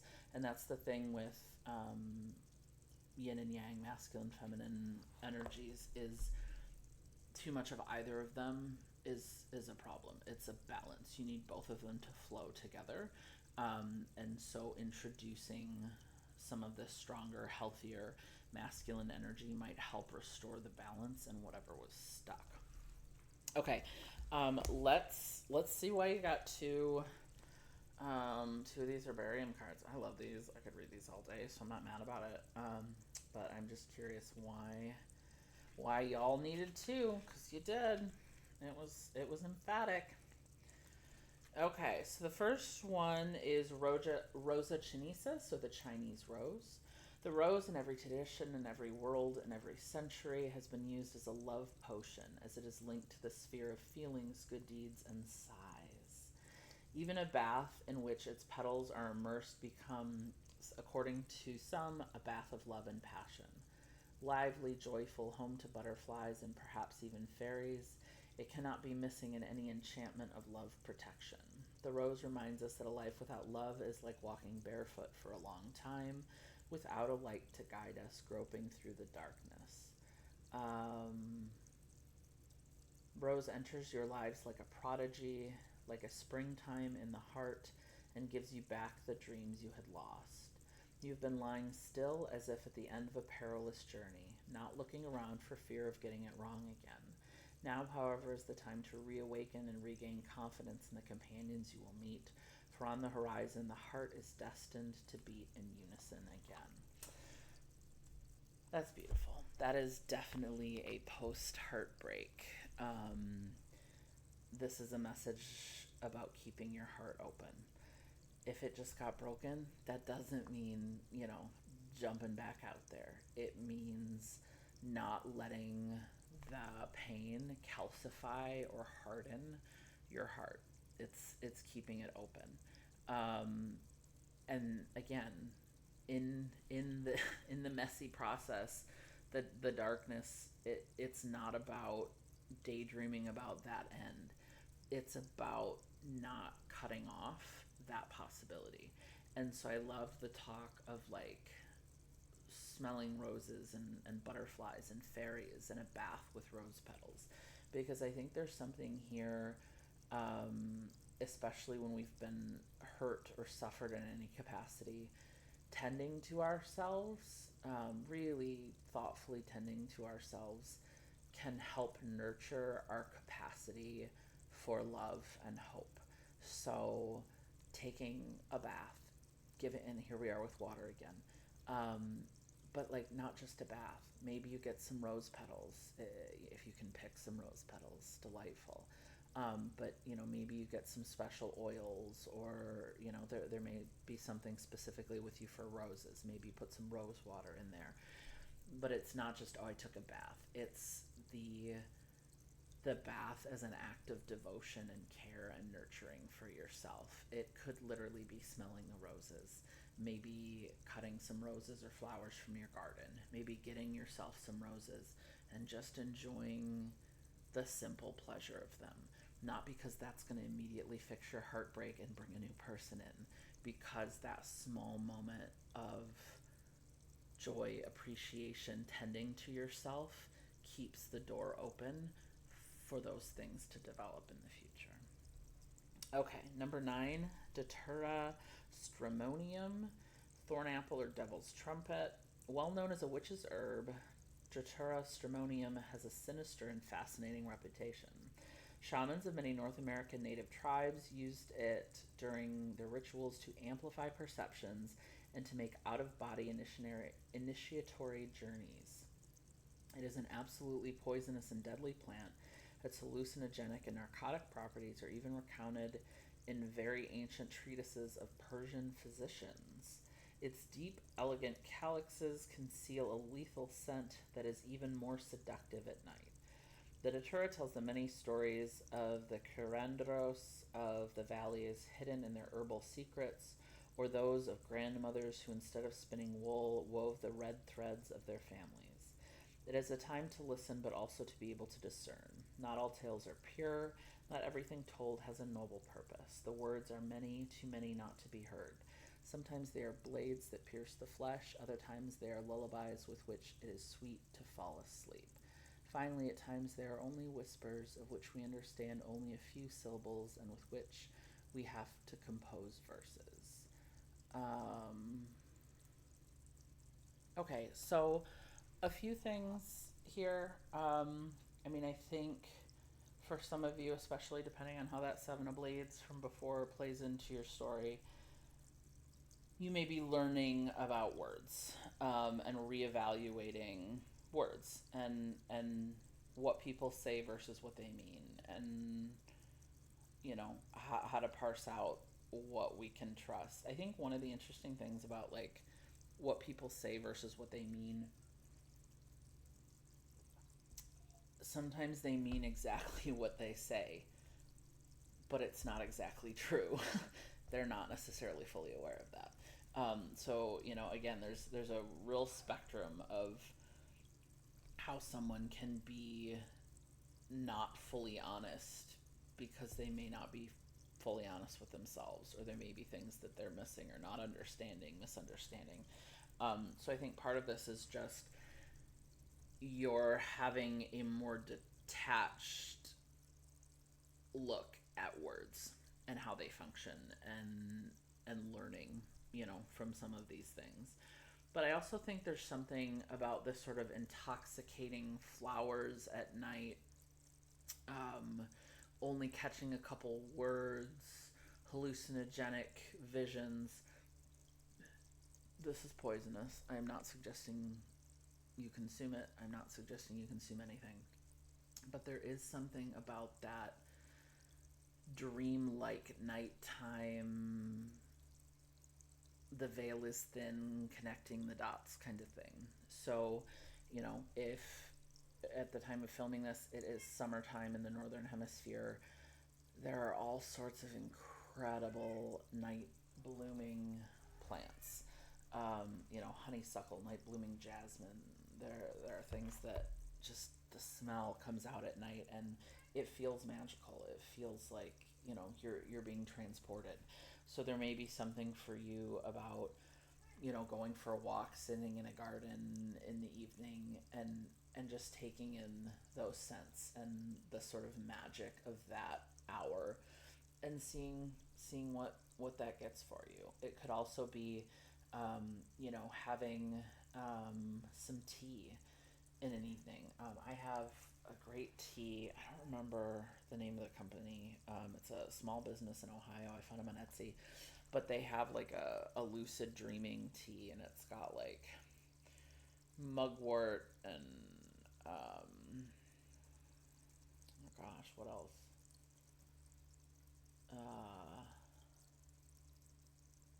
I don't know. Apparently, my mind just drew like a total blank. And a minute ago, I could have told you like all the things that were in it. So apparently, I'm not supposed to tell you what's in it. Mugwort is one of the things. But something like that, where just like a natural, non-hallucinogenic type tea that might help you relax and approach prayer or meditation, thinking a little bit differently, either right before bed or just in the evening. You might want to carve out some space. Again, we're back to that darkness, and leveraging the darkness for a place to sit, to explore, to understand things. And there's something about that idea of like words coming in bits and pieces. This kind of work, you're often not going to have like an aha moment. It all becomes clear, and then you move forward. It's going to come in bits and pieces, in waves, on the scent of the breeze, in a thought you have before you fall asleep.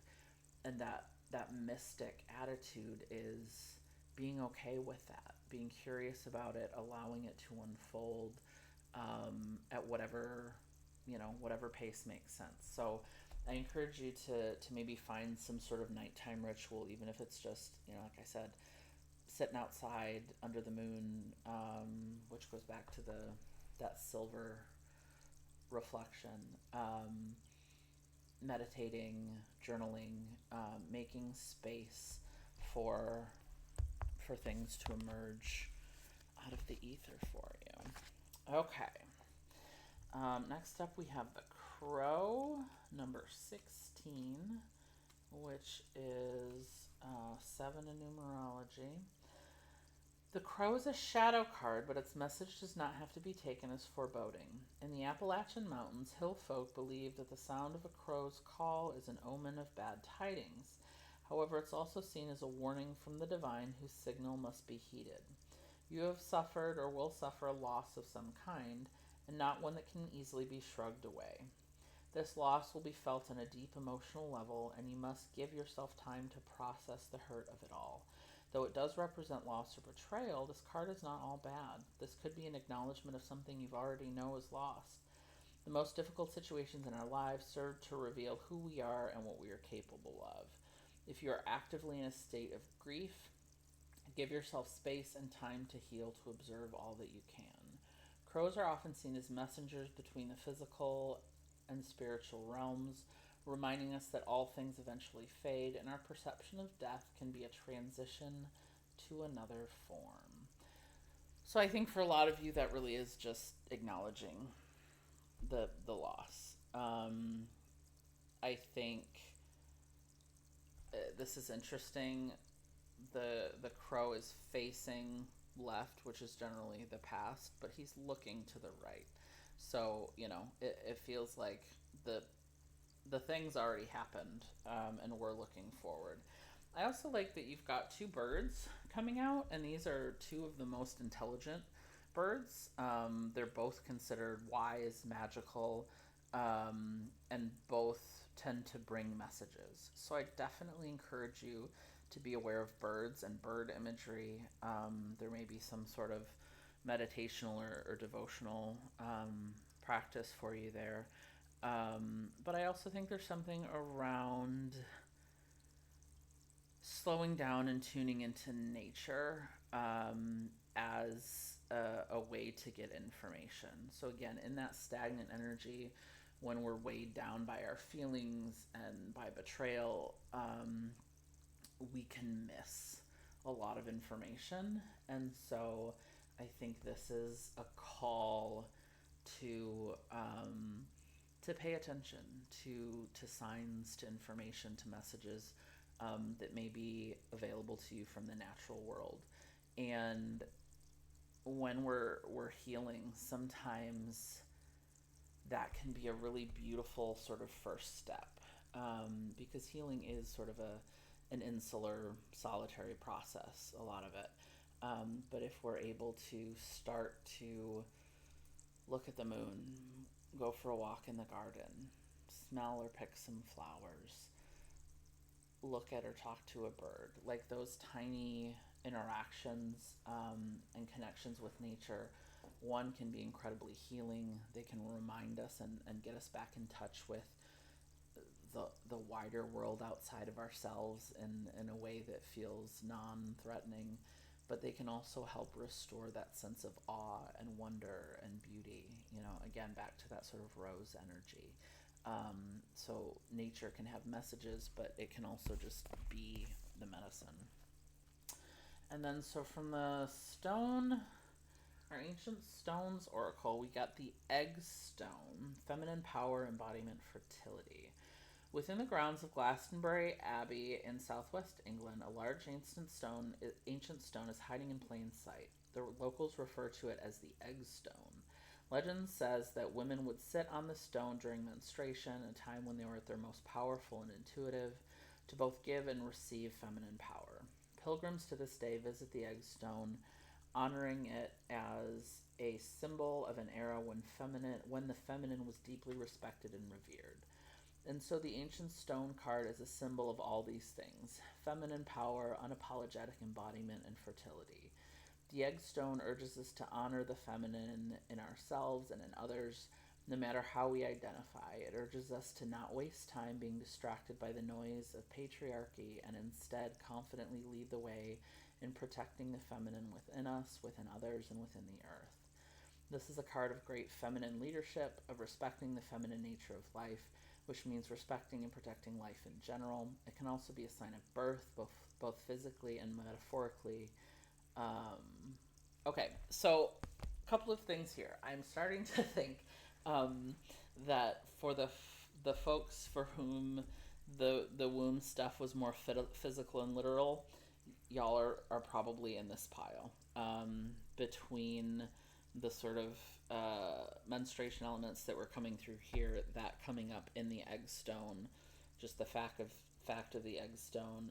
This is also making me think of yoni eggs. Um, if that is something that speaks to you, or that may be something to look into. But I think so societally, this card is talking about how the feminine has been sort of subjugated and is not respected, is not honored. And so there could be something here around this stagnation of you needing to honor and respect that part of you. Again, it could be physical, being more comfortable, with your creative and generative power with your belly, pelvis, womb area, with receiving, with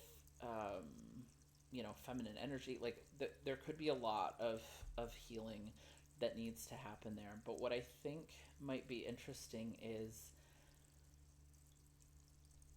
this stagnation could be not appreciating your feminine as it is. And then by respecting, honoring, working with it, that helps free up that flow and that energy and creates more balance, wherein you have a healthier feminine energy, but you're also able to harness these sort of healthy masculine energies. Um, so I think there could be something here where you're dealing with, again, whether it's physical or not, an imbalance of physical or of feminine and masculine energies, and this is part of that process, because there is a real softness to these cards that definitely has a feminine energy to it. So, the stagnation, yes, it's calling for action, but action from water, fluidity, not fire. Roses, they're soft, they're romantic, they're nourishing.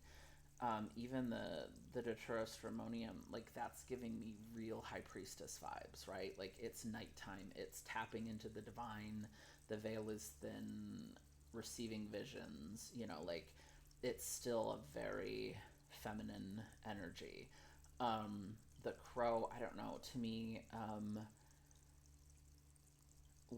warnings, signs from nature, again, to me, that just feels softer, more fluid, more receptive. The crow isn't doing anything to you, it's giving you a message, and, you know, feminine energy is receiving and deciding what to do with that message. The egg stone is like harnessing and honoring that feminine wisdom and that feminine energy. So I definitely think there's something here. And again, you do not have to be a woman. You do not have to have a womb or a uterus or whatever to do that. It's about finding balance between the movement and the slowness, the stillness. Not letting the slowness stagnate, the stillness stagnate, but also not letting the flow prevent reflection and nourishment. So again, it's that back and forth, that interplay. All right. Well, this was incredible. I just want to say, pile one, I see a lot of pain in what you're alchemizing. So I want to take a moment to send you some love and acknowledge that, like, you're in it, and it's not cute, it's not pretty, it's not light. But what I'm seeing here is that it's going to get so much better. And not only do you have the ability to do that, the strength, the tools, the outside supports, but you're going to gain so much through this work.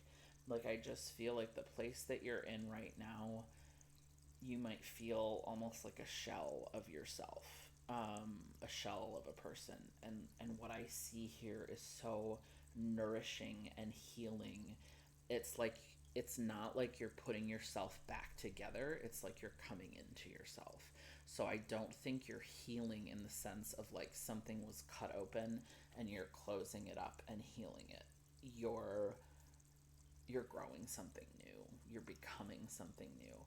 And it looks really beautiful and exciting.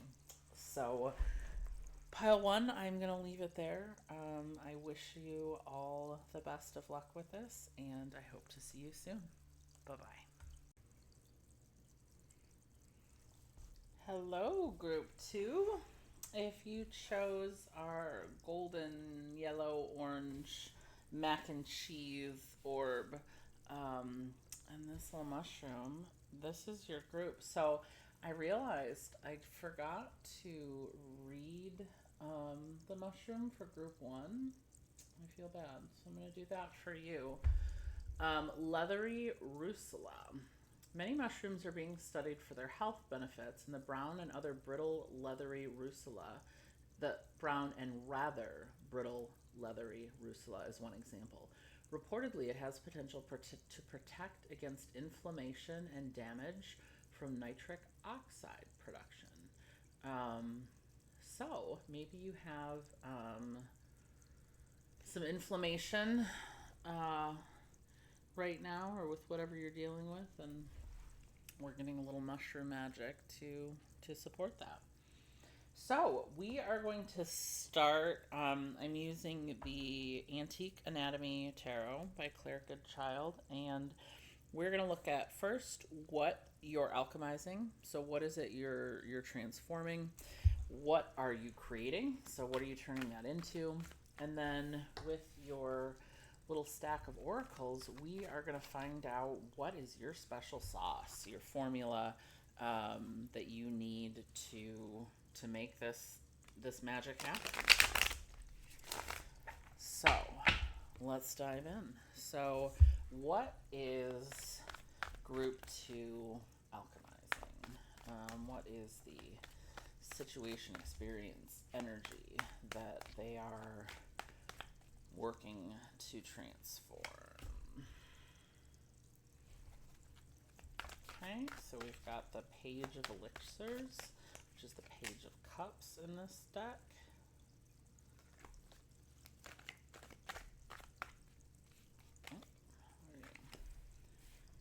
We've got the Four of Coins, the Four of Pentacles. What else do we need to know about what group 2 is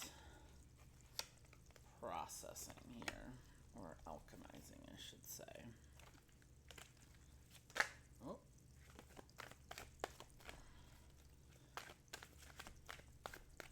So one of the cards came out here. I'm just waiting because I get the sense that it's supposed to be the last card in the series, not the third. So I just want to figure out what. Okay. We got the Fool and Justice. Okay. Yeah, we'll stop here and then come back to what you're transforming this into. Okay, so Page of Cups Page of Elixirs is generally a really beautiful childlike energy. It's open-hearted, trusting, sort of emotionally expressive, sensitive, intuitive energy. So, as a person, the Page of Elixirs is sensitive, intuitive, there for you when you need her most. If you need a shoulder to cry on, she will be there to listen and offer advice. Being so open, sometimes this page gets burned by people who don't understand her compassionate nature. As a situation, it asks you to take a moment to listen to others, try to understand their point of view, but don't ignore your gut feelings if something seems off. Okay, so I think there could be a couple of things happening here. So you may have had an innocence, a naivete, and I mean that in like the beautiful way, not in a critical way, about a person or a situation, a relationship, and something happened to that. And it's interesting. So the page cards in this deck, because all of it's lots of skeletal stuff. So the court cards all have skulls, but the page cards, because the page is like the most junior, underdeveloped energy. It's this more like child skull or skeleton.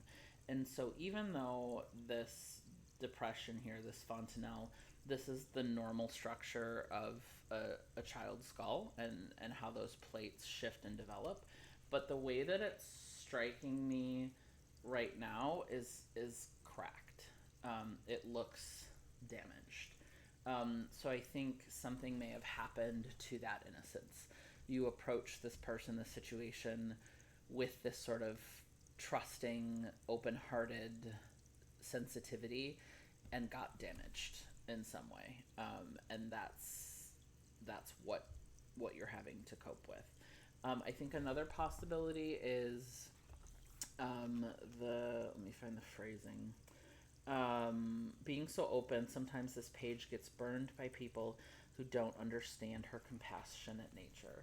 So I think there could be something here around either being really sensitive, like you might identify as a highly sensitive person or as an empath, or just really, really giving and emotionally available, and you got burned. So this could be a situation of like maybe you were in a relationship with an avoidant, or somebody who was more closed off emotionally, or someone who had some sort of abuse or trauma in their past and just wasn't able to show up in the same way emotionally.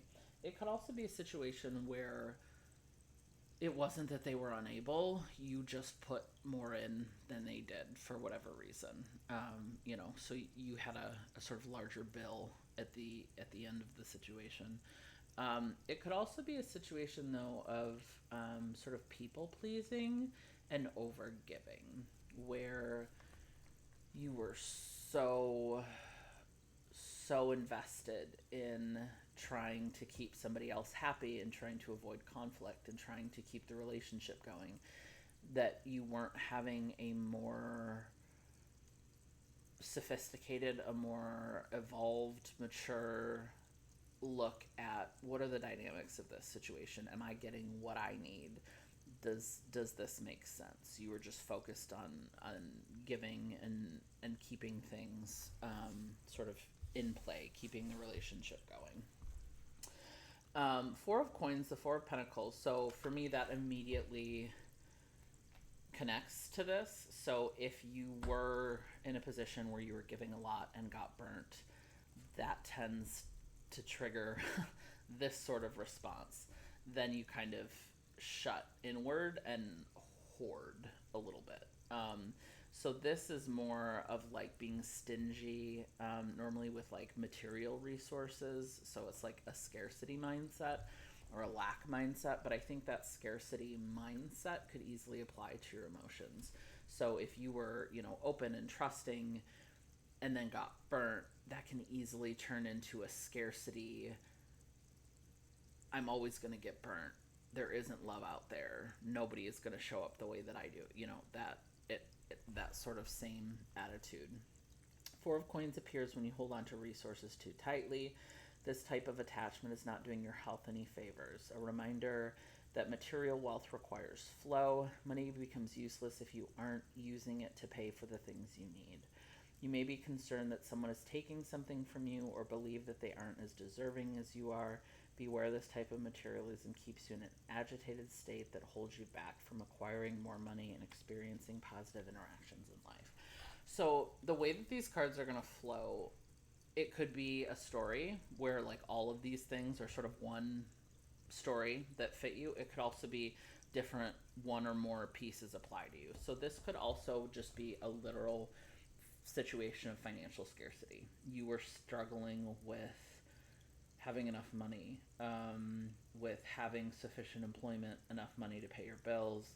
And what happens when you experience that kind of like literal scarcity? It's not a mindset. It's there isn't enough. That becomes a mindset.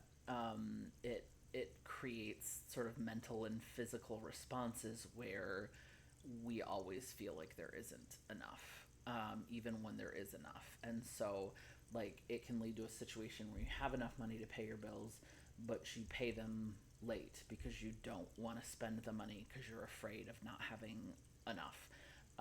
So this could be both a lived experience of financial material scarcity, but it could also just be the mindset that comes after that.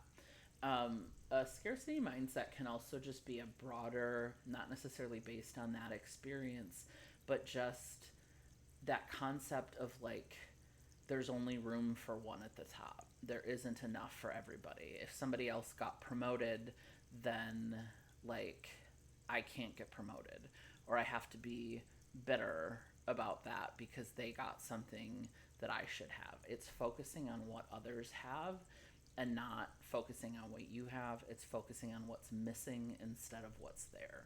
So this could be just sort of an overall mindset that you're struggling with. And I will say about when you have that mindset, it's pervasive. So the first thing I was talking about comes a little bit more specifically from poverty or scarcity in a material sense, and it doesn't necessarily extend evenly across other parts of your life. But if you have that general lack mentality of like only one person can get ahead, and that's where you get really focused on like comparing yourself to other people, competing with other people. I mean, in actual things like for promotions, but also competing with people on the internet that aren't competing with you. Like you see somebody else looks great or has this thing, is doing this thing, and you feel like either you're not enough or not good enough because you don't have that thing, didn't do that thing, or you find yourself starting to do or post things to try and keep up with that. It's the keeping up with the Joneses. But that tends to bleed into other areas, all areas of your life. So then it's you versus everybody. Somebody else can't be beautiful. They can't just be beautiful. They are then more beautiful than you. Or why should they be beautiful? They're not as beautiful as you.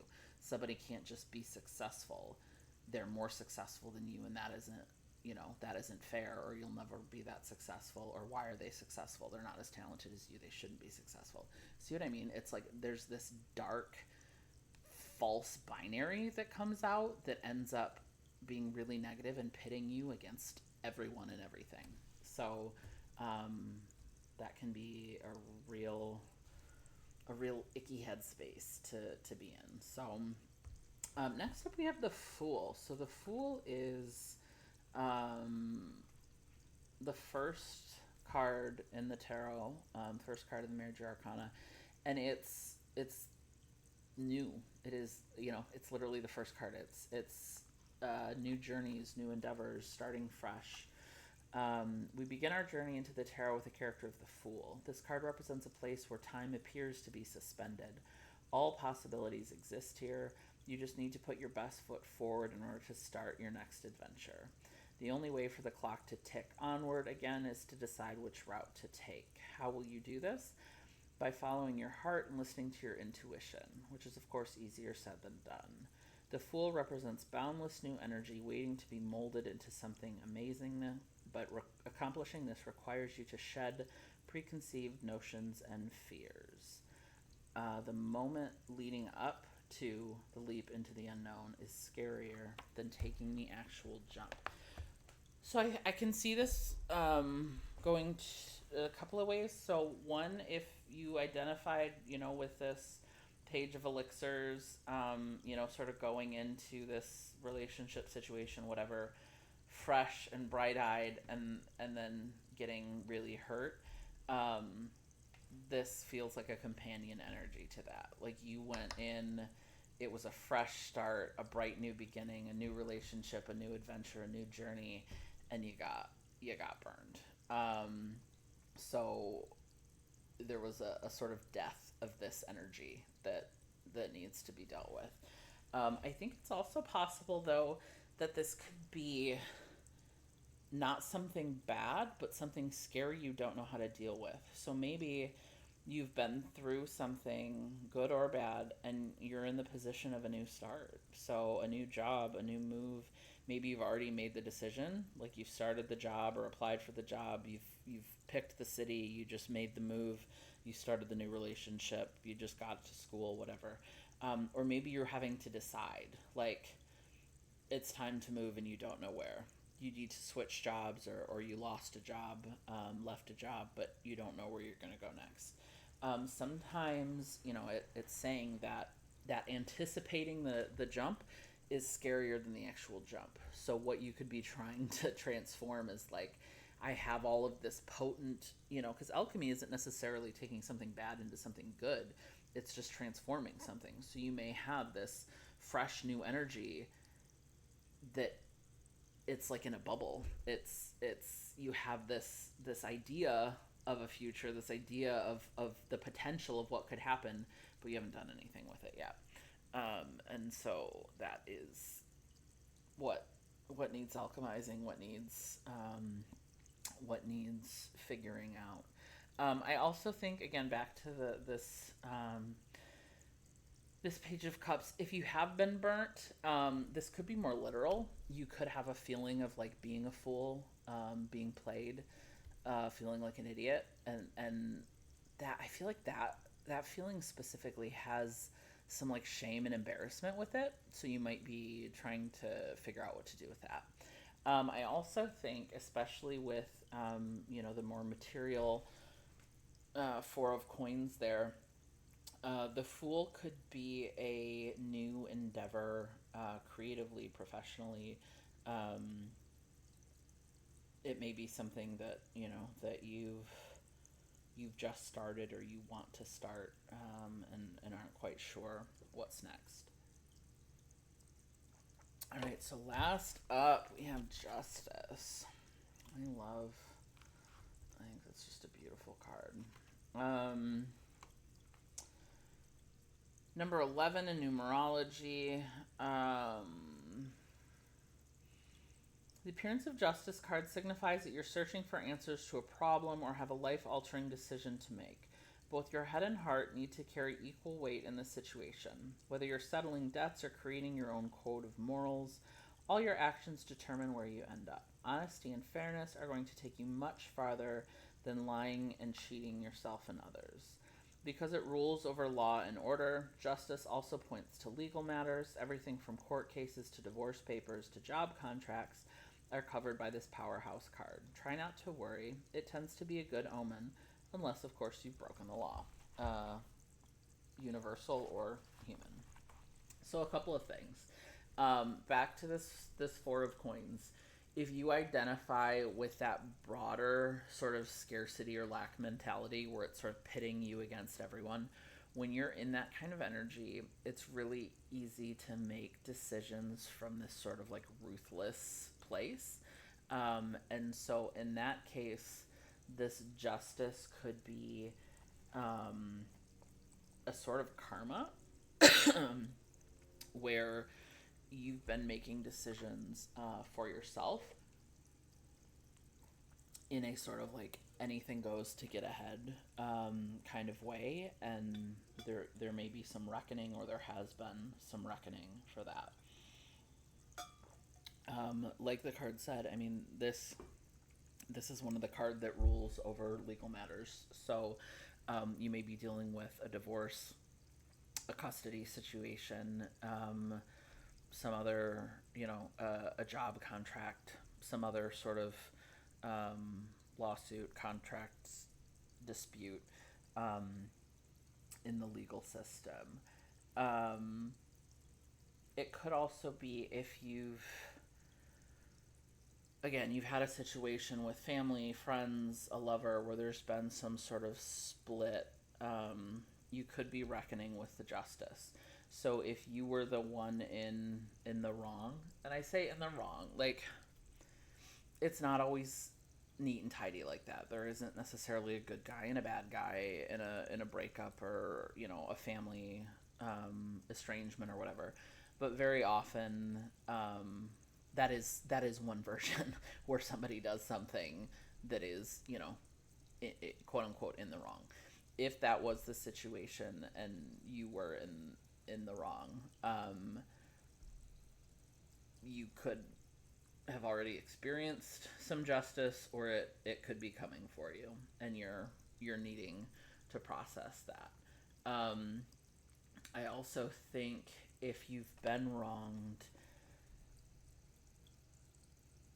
sometimes we don't get the justice. So, like, literally in like a legal sense, sometimes the courts, the systems are just patently wrong or unfair. Sometimes, and I think we're seeing this play out now. Sometimes the victims receive more harm than the perpetrators. But also just in interpersonal relationships, sometimes shit's unfair. Sometimes the people don't have to face the full weight of the harm or the pain they've caused, even if it wasn't malicious. There isn't always like closure and justice in a way that is satisfying, and sometimes for folks who are neurodivergent, specifically on the autism spectrum, injustice or lack of fairness is it's almost like it causes a glitch in the mental processing. It's not just like, oh, that's not ideal. It's like night during day or day during night, or the sky becomes the ground. Like, it's that disruptive to to just understanding and thinking and dealing. So not getting that justice can be really difficult. But I also think, for anybody, when something ends, we always want closure. And closure is one of those words, I feel like it covers all manner of things, but we want a neat end. We want to be able to say our piece, to have the other person or people hear our piece. Ideally, we also hear what they have to say. But then there's also this part of us that it's like,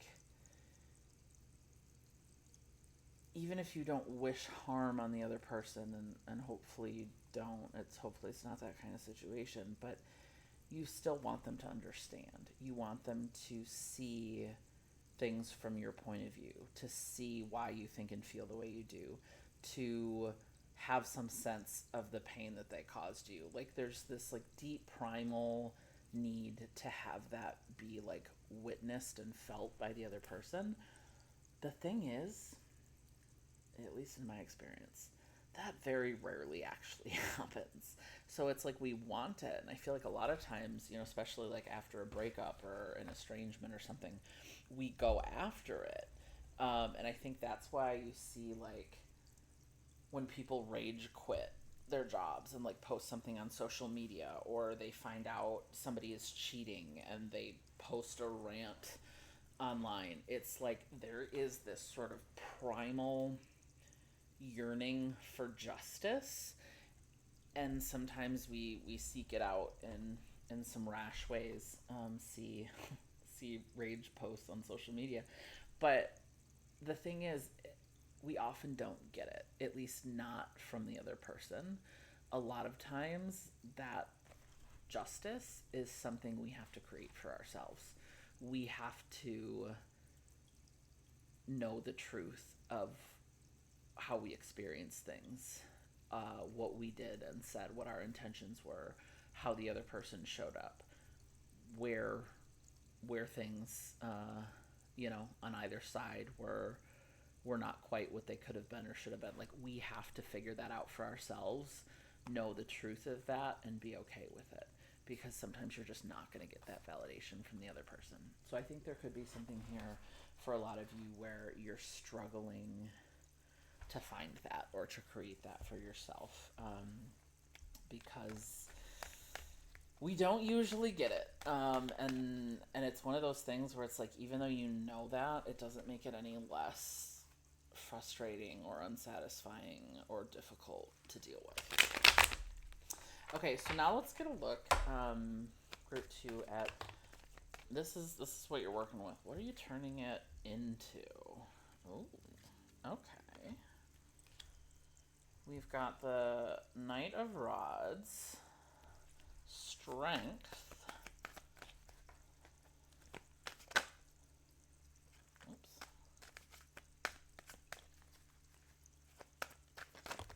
whoa, okay, we got stuff flying out here. Okay, you know what, I'm gonna take all of them. Okay, but I feel like they have a specific order here. So Spirit's funny that way sometimes. Like, you ask things a certain way, you put them in a certain order, but like, you just can feel the vibes. That's not the way it's supposed to go. So, okay, so immediately some of the things I'm getting here, and we're gonna check the book, but Queen of Cups is a sort of maturity of the page.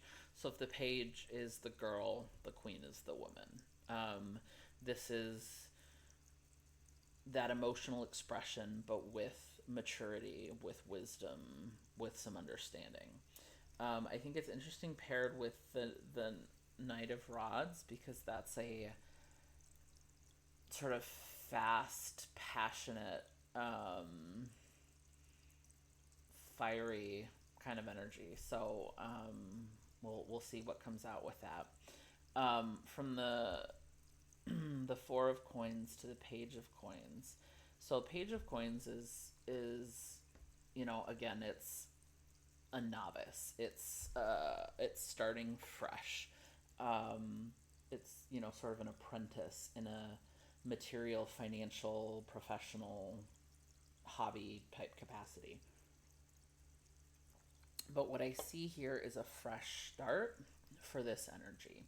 So instead of trying to like fix this energy or expand it, it's a fresh start. It's this, we have these little tiny coins that we're hoarding, and now we have this one huge coin, and we're starting fresh and building something with that. Strength, with the Fool. So I mean, strength is strength. It is perseverance, it's fortitude, it's dedication, it's resilience, the ability to move through things.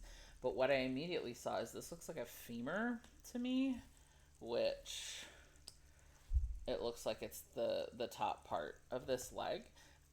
So the way that I immediately interpreted that is like, you can't do much with the bottom half of a leg. You need that foot, to take that first step of the journey to make the leap. But like, you got half a leg here. What strength does is adds the stability and the full range of motion to take that step. So before, when I was talking about that, like the potentiality, the raw energy of the Fool, and how you might have that and you're almost terrified because you don't know what to do with it. Strength is the full picture to help you move this energy and not just have it sit there, which is really exciting. I can't wait to see what else we get from this. And then Justice to the King of Blades or the King of Swords. So, King of Swords, swords or blades are intelligence, thinking, communication, and the king is going to be, the most evolved of that energy. So this is seeing everything, understanding it, and being decisive about it, not being emotional, not being tricked, not being impulsive, seeing everything, understanding it, and being able to work with it to make a decision. So, for those of you who are dealing with an actual legal situation, some sort of justice matter in that context, I see this as getting to, as pretty as this is, it's literally heart and flowers. Well, I guess this is the brain. Okay, so it's half head and half heart. That makes sense. But still, it's a hodgepodge. It feels more poetic than functional. You can't do anything with half a brain connected to half a heart. And these flowers are growing out, but like it's pretty, but it's not super functional, right? This feels more emotional and experiential than practical. This is practical. So you're going from this maze of feelings and understanding and thinking and what's going to happen and I don't know what move to make to I see the entire picture. I understand what's happening. I know what needs to happen and I'm going to do it. So I think that's really great. For those of you, where I was talking about struggling to find justice for yourself, to get to that point. The King of Blades is the ultimate. You've worked through the feelings and you're not ruled by them. You see the forest for the trees and you can make decisions. You can understand what needs understanding. So for me, in that context, it would be you're no longer operating in that feelings realm.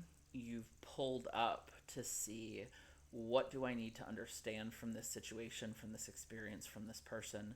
What do I need to do with it? Okay, let's do that. Which I think is really, really great. And then I think if you're someone where you were getting your justice, I think the King of Blades is a real, it's dispassionate. It's intelligent, it is clear thinking, it is dispassionate. So you're to a point where you're not dealing with sort of the wounds either of, shame, guilt that you feel about what you did, but also you're not being unnecessarily, you're not unnecessarily prolonging punishing yourself over the wounds you may have caused. Again, you're getting to a point where you can look at the situation, understand what happened, understand what you need to take away from that, and move forward. So I think that's really constructive. Okay, so let's look at the book here and see if we get any other juicy little tidbits for you. Queen of Elixirs, mysterious, magical, nurturing, and alluring. She's highly empathetic, often knowing what is bothering someone before they know themselves. A little shy, she finds it easier to be approached than to do the approaching, which can sometimes mean she's overlooked. As a situation, she asks you to get in touch with your feminine side. Looking deep within yourself and getting to know your feelings and desires is necessary for long-lasting happiness. Your dreams may be full of messages and omens, so pay close attention. So I definitely get a sense of a maturing happen here. So whatever the Page of Elixir's energy looked like for you, this is a sense of growing and maturing. And this isn't this energy isn't something to be embarrassed or ashamed about.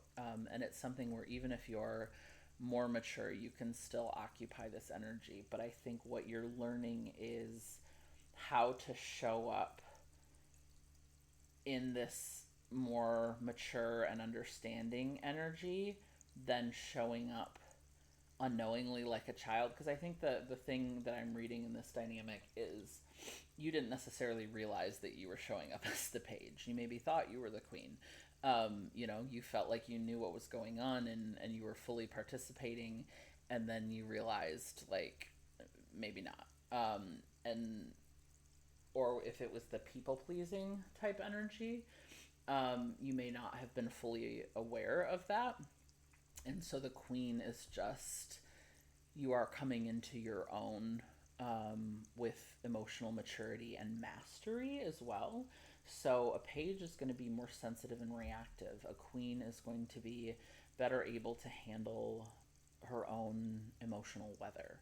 So some of it could just be growth, through that experience. But the book mentioned dreams and omens. So cups or elixirs, water energy, that's also the subconscious. So that's dreams, psychic abilities and intuition. So it could also be a development and heightening of those skills and gifts that is coming through this transformation. Okay, let's look at the Knight of Rods, or the Knight of Wands. As a person, spontaneous, popular, makes a sport out of grand gestures. He's happiest when he has a goal or objective, but if unfocused, he can abandon tasks too easily, leaving unfinished projects in his wake. The Knight of Rods wants you to approach a new project with enthusiasm and a positive attitude. Find fun in the mundane day-to-day dealings to keep things interesting. So I'm getting two things here. One is this Knight of Rods energy sort of like underpinning this transformation. So you're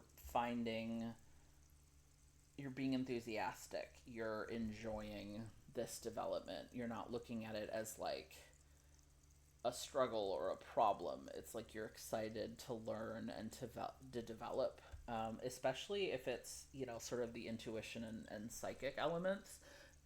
You could be and should be really excited about that. That's something to have some passionate about, or to have some passion about. I also think, though, so the Knight of Wands as a person is usually displayed or portrayed as kind of a player. So he comes in, hot, sexy, passionate, and fizzles or leaves about just as quickly. For some of you, I'm getting a message that, like, you started in this sort of naive energy, and you're coming into this queen energy, and you might be, so the way that I heard this is not that, like, some Knight of Rods is coming in, and you need to watch out because he's a player, but it might be that you're actually intentionally courting this type of energy in others, in a partner, for exactly what it is. So this could be, more casual relationships, but the kind where everybody is understanding, what we're doing.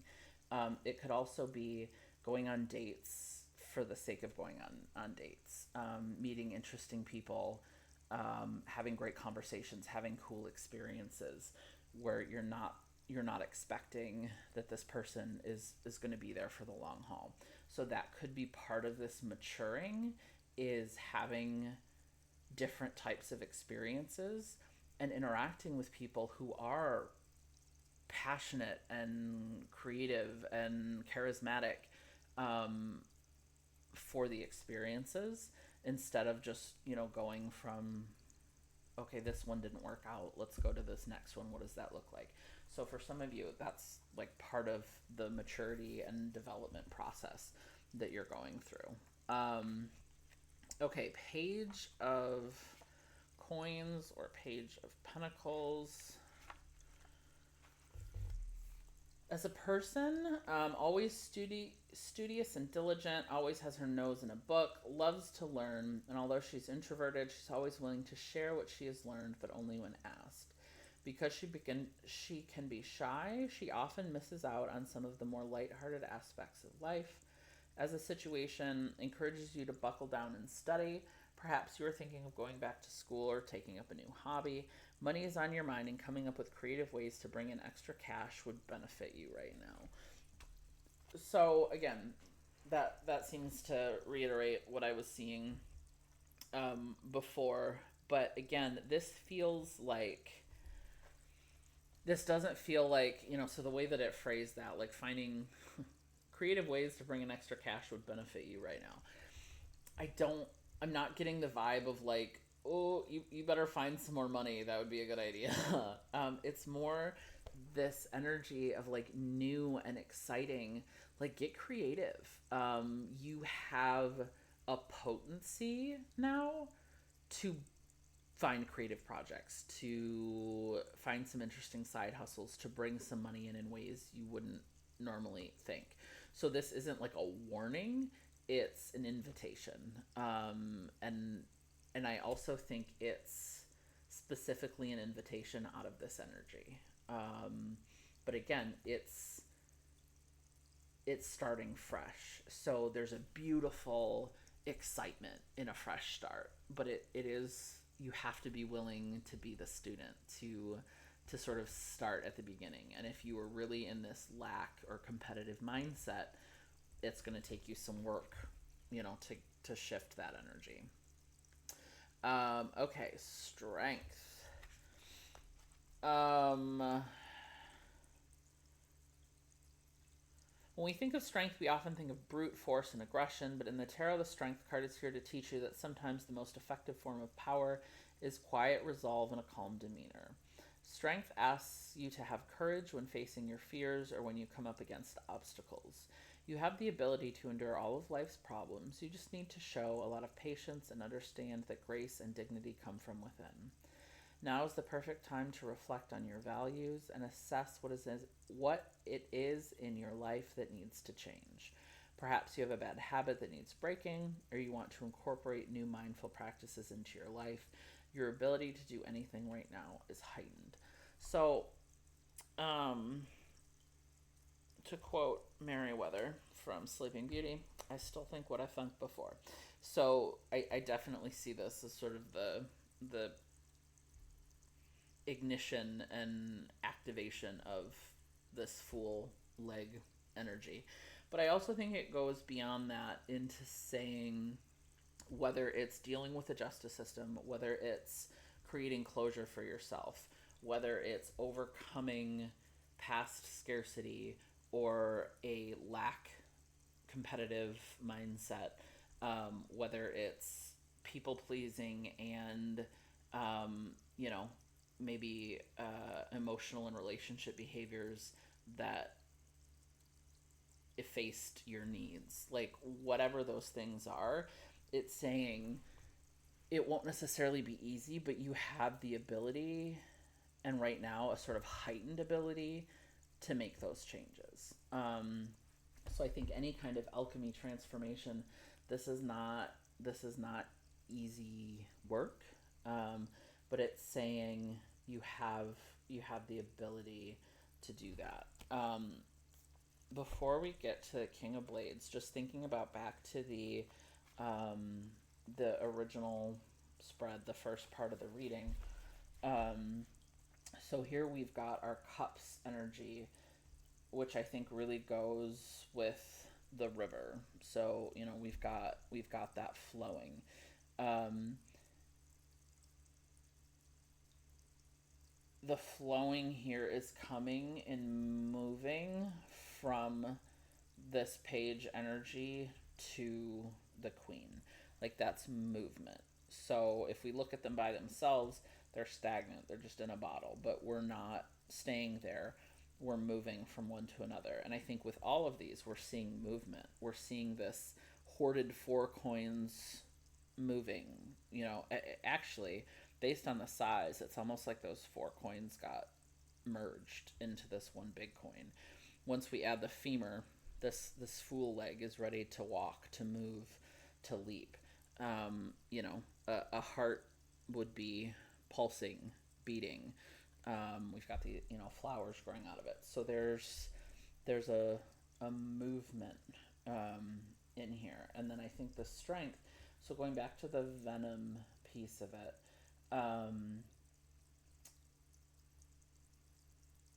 there's a certain amount of physiological or like bodily strength needed to withstand that little bit of poison, in the sort of anti venom metaphor.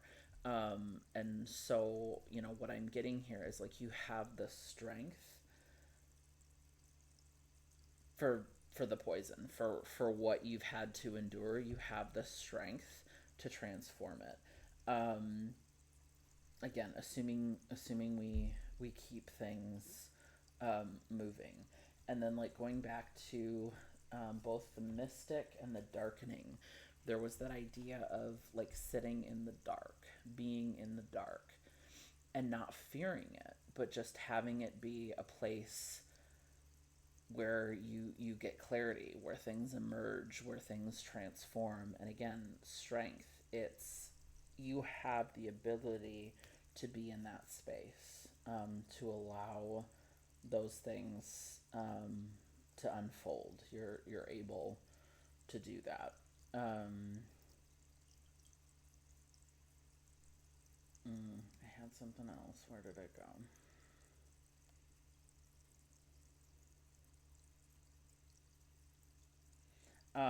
Back to the womb as container, not literal. So if you have this sort of safe space energetically, internally, that you can retreat into to do this healing, the part of a womb's purpose, right, is to nurture and growth. And so, like, that's what I'm seeing here. We're seeing this space is able to nurture your growth from a page to a queen, from these four tiny coins to one, a whole leg. Um, this is, I guess, more of an evolution than a growth. Although, here you've got, half of a brain, and here we've got the full skull. So there is a little bit of growth happening there. And actually, again, yes, from the page or the child to the queen, but also just focusing on the skull. You have this like smaller skull with the fissures to those have formed, and you have a complete skull. Here you've got different pieces of a skull, it's like jaw bones and stuff, and here you've got a complete one. So there's definitely something about this container is facilitating growth. The King of Blades, as a person, intellectual with a commanding yet calm presence, objective and fair. He can be intolerant of emotional people. This is tied to the impossibly high standards he has for himself, sometimes spills into relationships with others. As a situation, with this card you can break free from old bonds and start the process of getting your act together. Use your intellect and reason to remove the obstacles and negative influences in your life. Think about what you would cut out of your life if given the opportunity, and then take control and get it done. So yeah, I think that's said what I said. But something I do want to point out that I think is really interesting is this is, like I said, he's dispassionate. So this is you moving from, this emotional quagmire, a lot of feelings, thoughts, don't know what to do, to like, I have a clear understanding, I know what I want to do. And this is very unemotional. But you also have this incredible emotional development from the page to the queen. And like the queen is very emotionally and psychically in tune and mature. So I think it's important to stress here, so we have that idea of the river and the flowing and the infinity symbol, that balance. You're balancing things here. So we have all of the suits represented. You've got your pentacles, your earth, you've got your cups, water, emotions, your rods or wands, creative, emotional, or creative, passionate, and then blades is swords, thinking, intellect, communication. So while there are specific pieces of development, overall it's balance. And I think that's really important that you're not just leaning super hard into your emotions. You're not, but you're also definitely not turning your emotions off to get into this space because you're also in this space. You know, these two are so different from each other, but I love that like they're literally opposite each other in this spread. You're you're transforming both of these things. So I think as you do the work, and we're going to look at your recipe here in a second, it's really important that you keep that balance. All right, let's see if we can make room for most everybody. I don't know if we can quite. Oh, it's not bad, not bad. Okay, let's see what we got. Wolf, reishi, macro lepiota procera, armadillo basket, and creativity.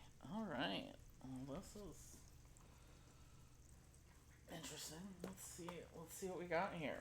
So wolf, this can be sort of like a sign thing. You might start seeing wolves. You may strongly associate with wolves. You may, start getting messages related to wolves. It could also just be an energy for you to tap into. Guardian of family and tribe, activism, ritual.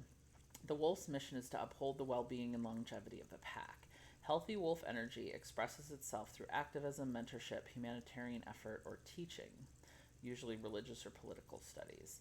The wolf gets into trouble when it assumes every member of the tribe must follow suit. This includes children walking in their parents' footsteps.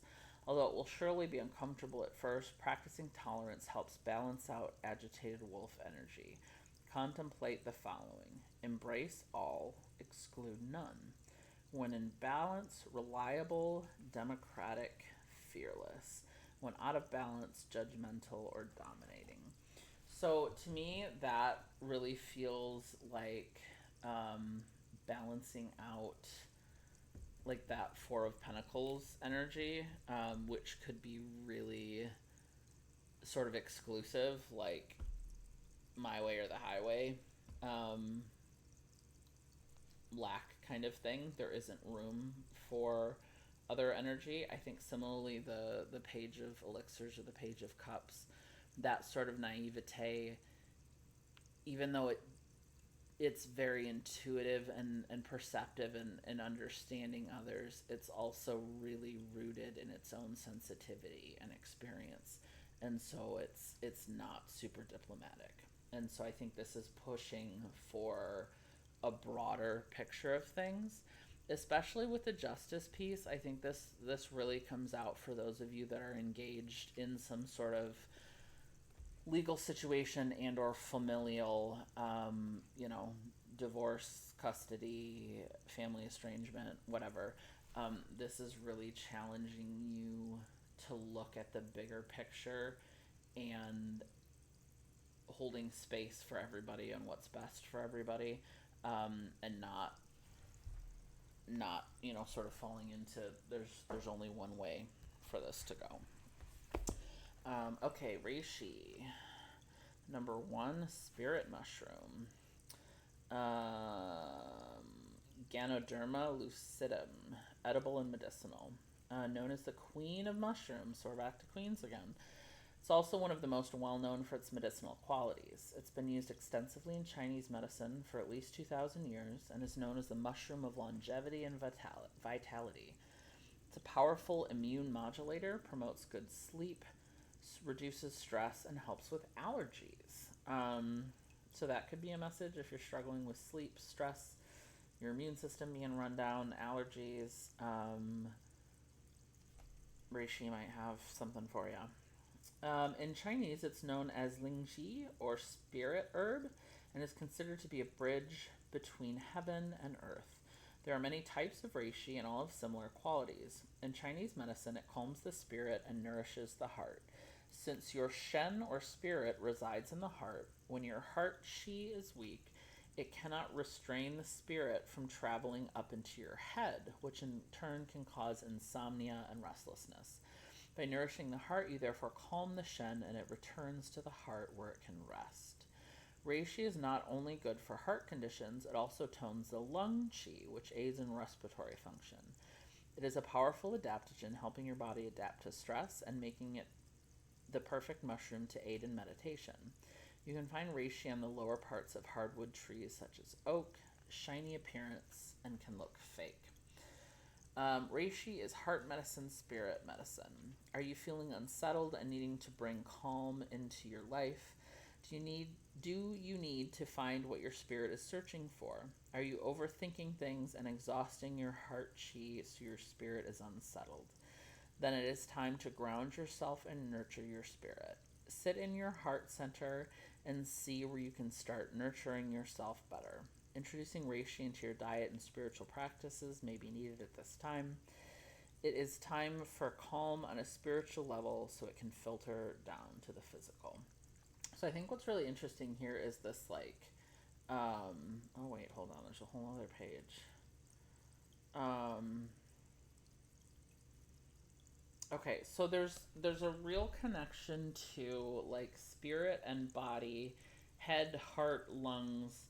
Um, Again, it's this balance and an interplay of things. So I mean, you may have literal use for reishi, but I think it's also really challenging you, first to make more time for spirit or spiritual practices, which gets back to that Queen of Cups. Like, that's how she gets developed, is creating that stillness and that time to sit. But I think from the Page of Cups to the Four of Coins to the fool energy that like exists but doesn't know what to do with it, the seeking for justice, like all of those energies could benefit from some stillness and some sort of settling in, not trying to overfeel them, not trying to overthink them, not trying to solve them or move them, just breathing, being, and maybe turning to spirit or intuition instead of those individual energies. So I think there's definitely something here, about stressing, and wolves also tend to come up a lot in like healing and shamanic type traditions and energy. So I really think there's something here about trusting your spirit. If you're in the Page of Cups, you are way too in your emotions. You're feeling everything and you can't see the forest for your feelings. If you're in the Four of Pentacles, you're so afraid of losing things or competing, like you are just really focused on what's on the ground and you can't see anything else. That Fool energy, the way that it's reading in this reading, is like it's there, but it's like it's terrified to move. And then the Justice energy, it's like justice is outside of your hands regardless, right? So like whether it's a legal system or somebody else, there's something there that you can't quite control. So all of those things I think would benefit from tapping into spirit instead of holding on to those energies or trying to manage them. So I think, whether or not you have the literal use for reishi, there's definitely a call to make some time for stillness, for quietness, for meditation, prayer, and that could, back to the river, that could come through water, that could come through sitting in the darkness. But I think it's definitely challenging you to find a little bit of stillness to allow spirit to come in. Okay. 25, Macrolepiota procera, parasol mushroom. Of 1,000 names with its evocative cap, harbinger of summer and autumn, the parasol mushroom is a tall, slender mushroom, aromatic and delicious. It looks like an umbrella, able to give shelter and rest to the fairy peoples of the woods, bestowing its protection and benevolence. It offers a lively and cheerful light capable of nullifying fatigue or even distracting from the crowded, gloomy thoughts of the mind. This gentle and heartening energy can be delivered through the compassionate and rich words of encouragement that can dispel anger or the desire for revenge. It is truly satisfying to shake the hand of someone who believes in you and will lead you to the rebirth of your personal and ancestral magic. It can be a guide, a companion, an imaginary master. No matter the role, the outcome matters. Search among all the eyes around you for the encouraging ones of a friend, of a benefactor who makes available his or her amiable and necessary comfort. Meld this universe of shared emotions to regain momentum for new adventures. Um, well, that's beautiful. So I think this is definitely encouraging you to keep an eye out for existing or potential supports in other people, guides, mentors, friends. Again, if you got burnt emotionally, if you're in scarcity mindset and being super competitive, if you're the fool who's afraid to move, if you've got a lot of anxiety about justice, like all of these energies, there's a sort of like closedness and fearfulness, and this is encouraging you.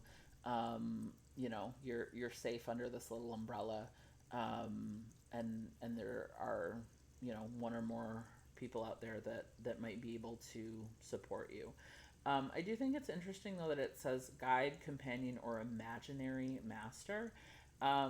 So I think like absolutely be open to and on the watch for actual people in person, digitally. There's a lot of ways that can happen, but I also think there's something about umbrella for the fairy people. We're talking alchemy and walled gardens. Some of it might just be imagining for yourself that energy of like being a little fairy in an enchanted garden under this magical mushroom umbrella. I'm not saying you have to be like into fairies or anything, but like if you were to imagine what that energy would feel like, it's light, it's whimsical, it's hopeful, it's magical. And so it could be an invitation to feel into that energy a little bit. So again, if we have these more restricted energies and we are working on transforming them, that sort of whimsical space could be a way to open up some of those hard edges. Okay, number 44, armadillo basket. I would say armadillo, but since this is the Southern Gothic, I feel like I should say armadillo. Grounding, shielding, protective shell, collecting. Armadillos are funny looking creatures who, like turtles, carry their houses on their backs. Some crafters in rural America take advantage of the armadillo's armor to create taxidermy baskets from the animals' bodies. Fascinating. When you draw the armadillo basket card, consider how you are a vessel, firm and strong, ready to hold and protect your spirit. There is no question the tough shell of this creature inspires us to be strong, shielded mightily from the bad things that the outside world might hurl at us. You know to exercise caution and solid judgment when deciding if it is safe to let your guard down. Like the armadillo, you are as hard as a whiskey barrel, but not immortal. There are times in each of our lives when we require greater security, a place to retreat from danger or chaos, seek inspiration from the armadillo, put up a strong shield to fiercely embrace the things which are important to you. Okay, so that might seem contradictory when I just told you I think we need to check some of those restrictive energies, but I actually don't think it is. So going back to the idea of the womb as a sort of safe container, I think what Armadillo Basket is telling you is you have safety and protection, even though those earlier energies suggest you might be feeling exposed, you might be feeling not safe, overly vulnerable. It's saying you actually have this hard shell. And what I like about the idea of this as a basket is, so it looks like there's some, I don't know, maybe some green onions or something in there right now. You can take something out and put something else in. So similarly, you have this safe hard shell. You can take out some of these, things that aren't working for you, these negative energies or experiences, and you can put something else in, and you can just keep it in your little armadillo basket. So it's this idea that you have the container, and you can trust the protection, and then figure out what goes in or comes out of it. But I also like the line about protecting what matters most to you. So getting back to stillness and some whimsy, I think this is encouraging you to create energetic and literal space for those things and protect it with a hard shell. And I don't mean with a hard shell in the sense of like closing other people out. I mean creating time for your stillness, for meditation, for whimsy, for play, and protecting that. So like if you're going to be in stillness, be in meditation, that time is protected by the armadillo basket. Nobody's get whatever time that is. That time is sacred. Nobody gets through the armadillo basket to touch that time. It doesn't mean nobody gets through. Period. That time is protected because it's important. And I can already see. I'm going to jump the gun here. Creativity that will apply there too. So where your creativity is happening, when it's happening, that goes in the armadillo basket. It is protected, and it needs to be. Again, to facilitate that growth that's happening. Okay, creativity, creative expression. Trust your vision. As the great Michelangelo said, the sculptor sees the statue in the stone before they even begin. They receive the inner vision of what they're being called to create and let themselves be moved. Nature must be the best muse around, her effortless beauty inspiring artists through the ages. This is the card of the artist, the creative that all of us have within us. Do you have a creative idea you're being called to bring to life? Is there a creation that's been asking you to show up to it? A book, a painting, a business, a project. The creativity card is a sign to tend to your creations and each and every day to bring them to life. They're ideas that are wanting to be expressed and breathed into life. Creativity is your natural state, for life itself is creative. You are a creative being, and the more you creatively express yourself, the more alive you'll likely feel. Let yourself be a channel for the creations that are ready to be born. The artist is the vessel by which beauty and consciousness can be birthed on the world. Okay, there's more, but I feel like I think it's interesting. We have two cards here talking about being a vessel. So there may be something for you there in sort of imagining yourself as a vessel, and the womb, like that's another container, a vessel. Even if so for some of you, you literally have something creative, a project, a business opportunity, something that you are either holding on, just starting on, need to resurrect, whatever. So for some of you, like this is a literal ding, ding, ding on that. But for others of you, you may not identify as creative. And so the thing about creativity, humans are creative, like by nature. You don't have to be artistic to be creative. And I think that's where a lot of people get hung up. They're like, I'm not an artist. That's got nothing to do with it. Cooking can be creative. Gardening can be creative. DIY projects can be creative. Engineering can be creative. I mean, like literally, creativity is building, creating, problem solving, and that's something that humans do naturally. So, first of all, if you don't think of yourself as creative normally, start to look at areas of your life, your personality, your hobbies, your job that may actually be creative, and explore how you are creative in those spaces. But also, living as a human is creative. Doing all of this work, this is creative as hell. You are taking something and transforming it, creating it into something else. So even if your life, your personality, your growth is the project, that's your creative project. Show up to it with the kind of excitement that, an artist might for a project. So I think like creativity, it's real. Where's our guy? It's real.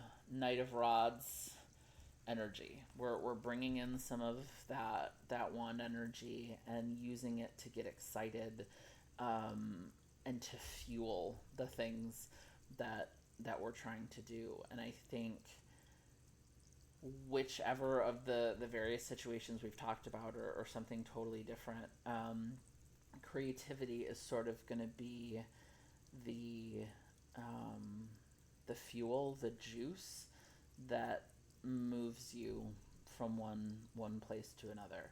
Like, I think a lot of what's happening with these other cards here is the healing, the reckoning, the regeneration, and then this is fueling what comes out of that. So I can't wait to find out, hopefully, what you're creating, because I do get the feeling that there's a spectrum. For some of you, it's like actual creative projects, and then for some of you, you're the creative project, which is equally fantastic. All right, pile two. I'm going to leave it here.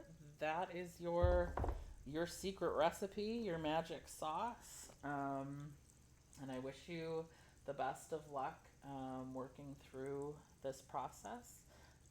Obviously, it's not easy, but everything points to, again, you've got what you need for this journey, and some really beautiful transformation is available on the other side. So thanks so much for being here, and I will see you soon. Bye-bye.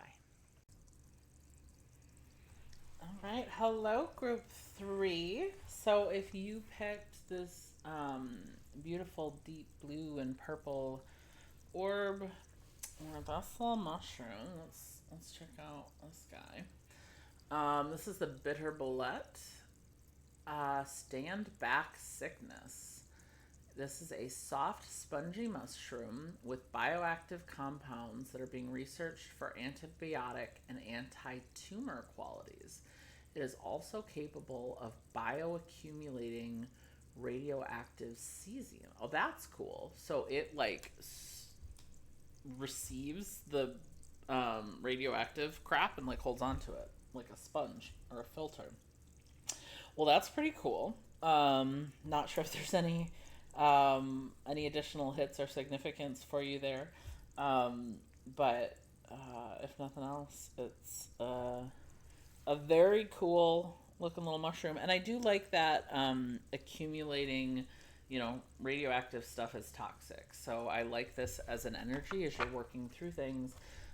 You've got this sort of mushroom energy to absorb, some of the runoff from what you're working on. So today we're going to be using the Antique Anatomy Tarot, by Claire Goodchild, and first we're going to look at what you are alchemizing. So what is it that's being transformed? Then we're going to look real quick at what is it becoming? What are you turning it into? And then the hopefully the juiciest bit, we're gonna get to your stack of oracles and find out what is your recipe, your formula, your secret sauce, that's gonna help you make that transformation. So let's see. Ooh, aggressive. Okay, so we're gonna start with, what are you alchemizing?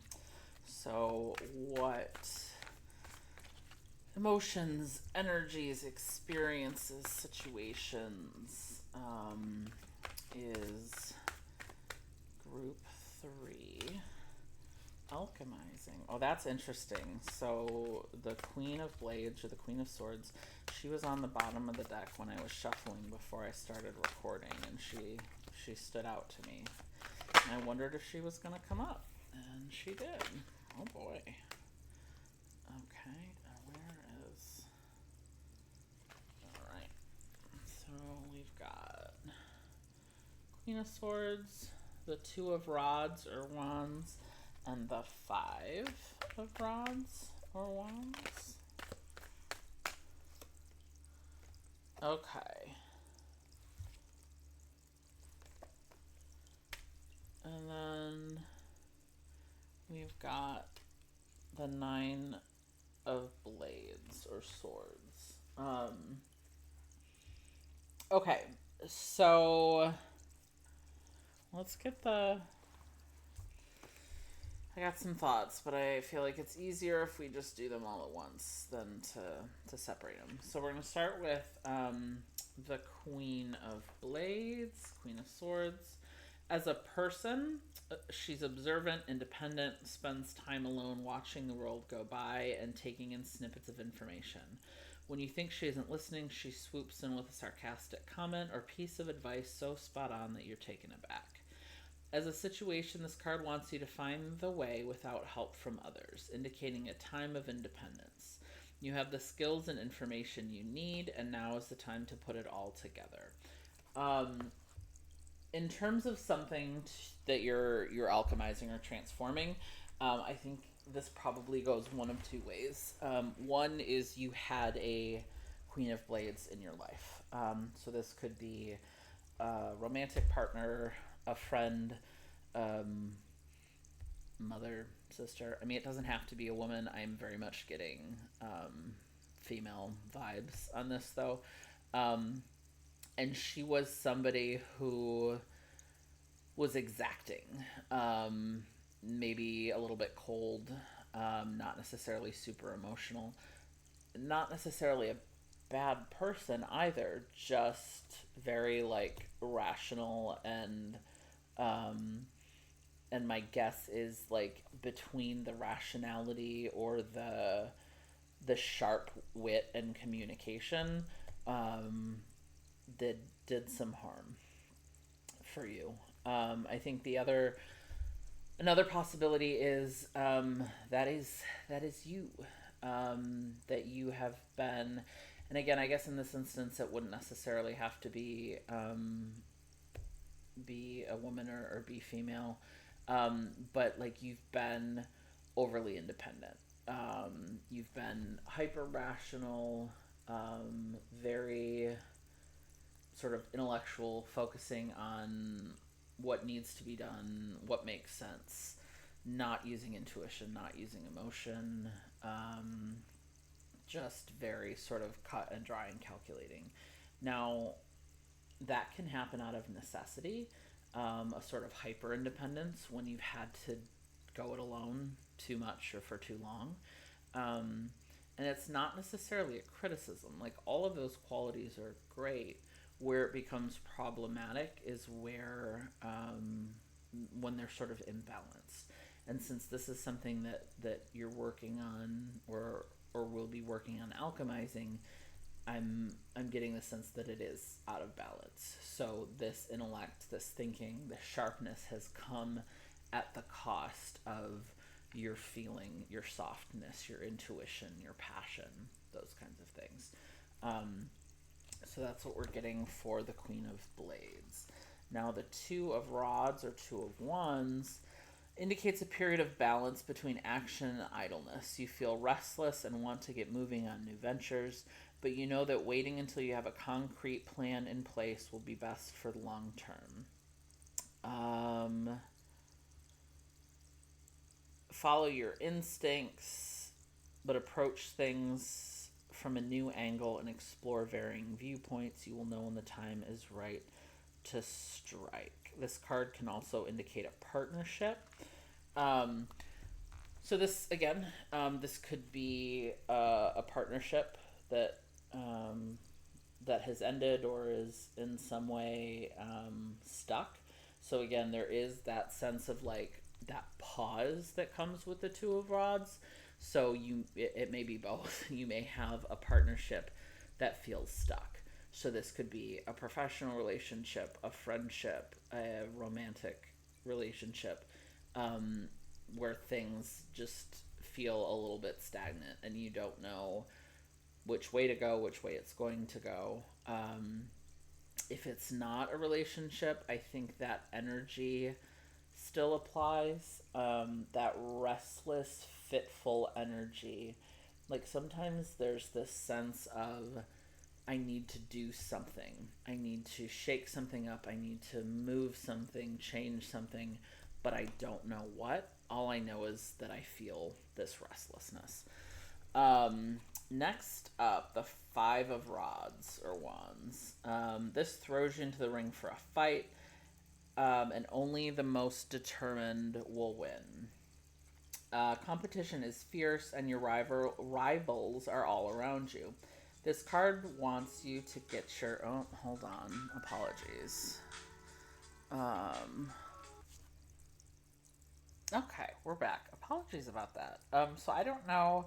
There may be some message for you there. I had literally like muted everything, and the one notification that came up was one that I forgot about. It was an alarm, and was like literally the only type of thing that I couldn't silence without like the massive inconvenience of taking my phone down, which is what I'm recording on. So I don't know if there's some sort of metaphor in there for you. If there is, I will let you find it. Okay, so back to the Five of Rods. Throws you into the ring for a fight, and only the most determined will win. Competition is fierce, and your rivals are all around you. This card wants you to get your game face on and come up with a plan of attack. Having clear goals and being firm in your convictions will ensure you come out on top. It can also indicate that people around you do not have your best interests at heart. They have their own agendas, and unfortunately, they involve taking you down. Stand firm and appear strong, even if you don't feel it.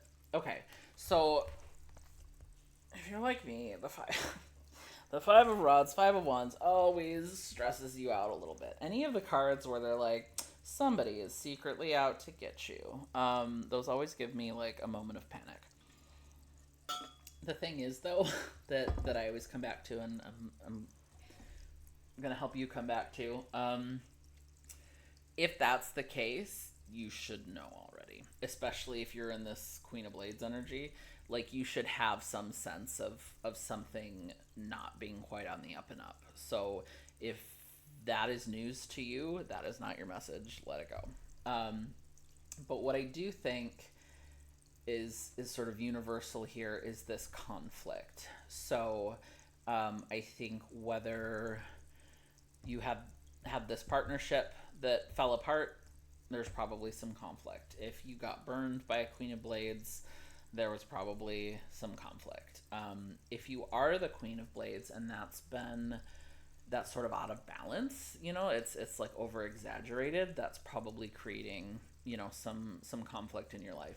If you're in a situation or relationship or whatever that feels kind of stuck and at a crossroads, there may be conflict, not in like a dramatic sense, but when somebody's in a bad mood and they just sort of like pick, it's like they need to get the bad energy out somewhere, and so like they're just rude or they make comments or whatever. And I don't say this to like judge other people. We all do it at some point. Like, we've all been a little bit snarky, a little bit passive aggressive, whatever. I think when you're in a situation, and again, this could be I've personally experienced this in romantic relationships, in friendships, with colleagues, in broader like work dynamics, in family relationships. Like, this can happen a lot. You get this sort of like lower level passive aggressive nitpicky type conflict because under it is this energy. And I think it's interesting. So we have this sort of like X formation of these two crossed. We have that duplicated twice here. So it really is like this stuck energy is underpinning the conflict. So whatever conflict you're experiencing, there's probably some degree of that that stuck energy underneath. So, I mean, for some of you, it could be big. It could be like major relationship conflict, falling out, breakup, divorce, problems at work, like bigger things. But I think for a lot of you, it's more like low level, mundane crap that is like feeding your discomfort, your discontent, the problems in whatever the relationship or situation is. Competition is fierce, your rivals are all around you. So I also think this could be something when we're in this state of being defensive. And this can be like just in a one-on-one conversation, not in something more combative. When we're put or we take on that energy of defensiveness, suddenly everybody becomes an enemy. Even if the person you're talking to is somebody that like you love or respect or really care about, if you're defensive, then suddenly it's you against them. So I think part of this could be not hello, sweetie.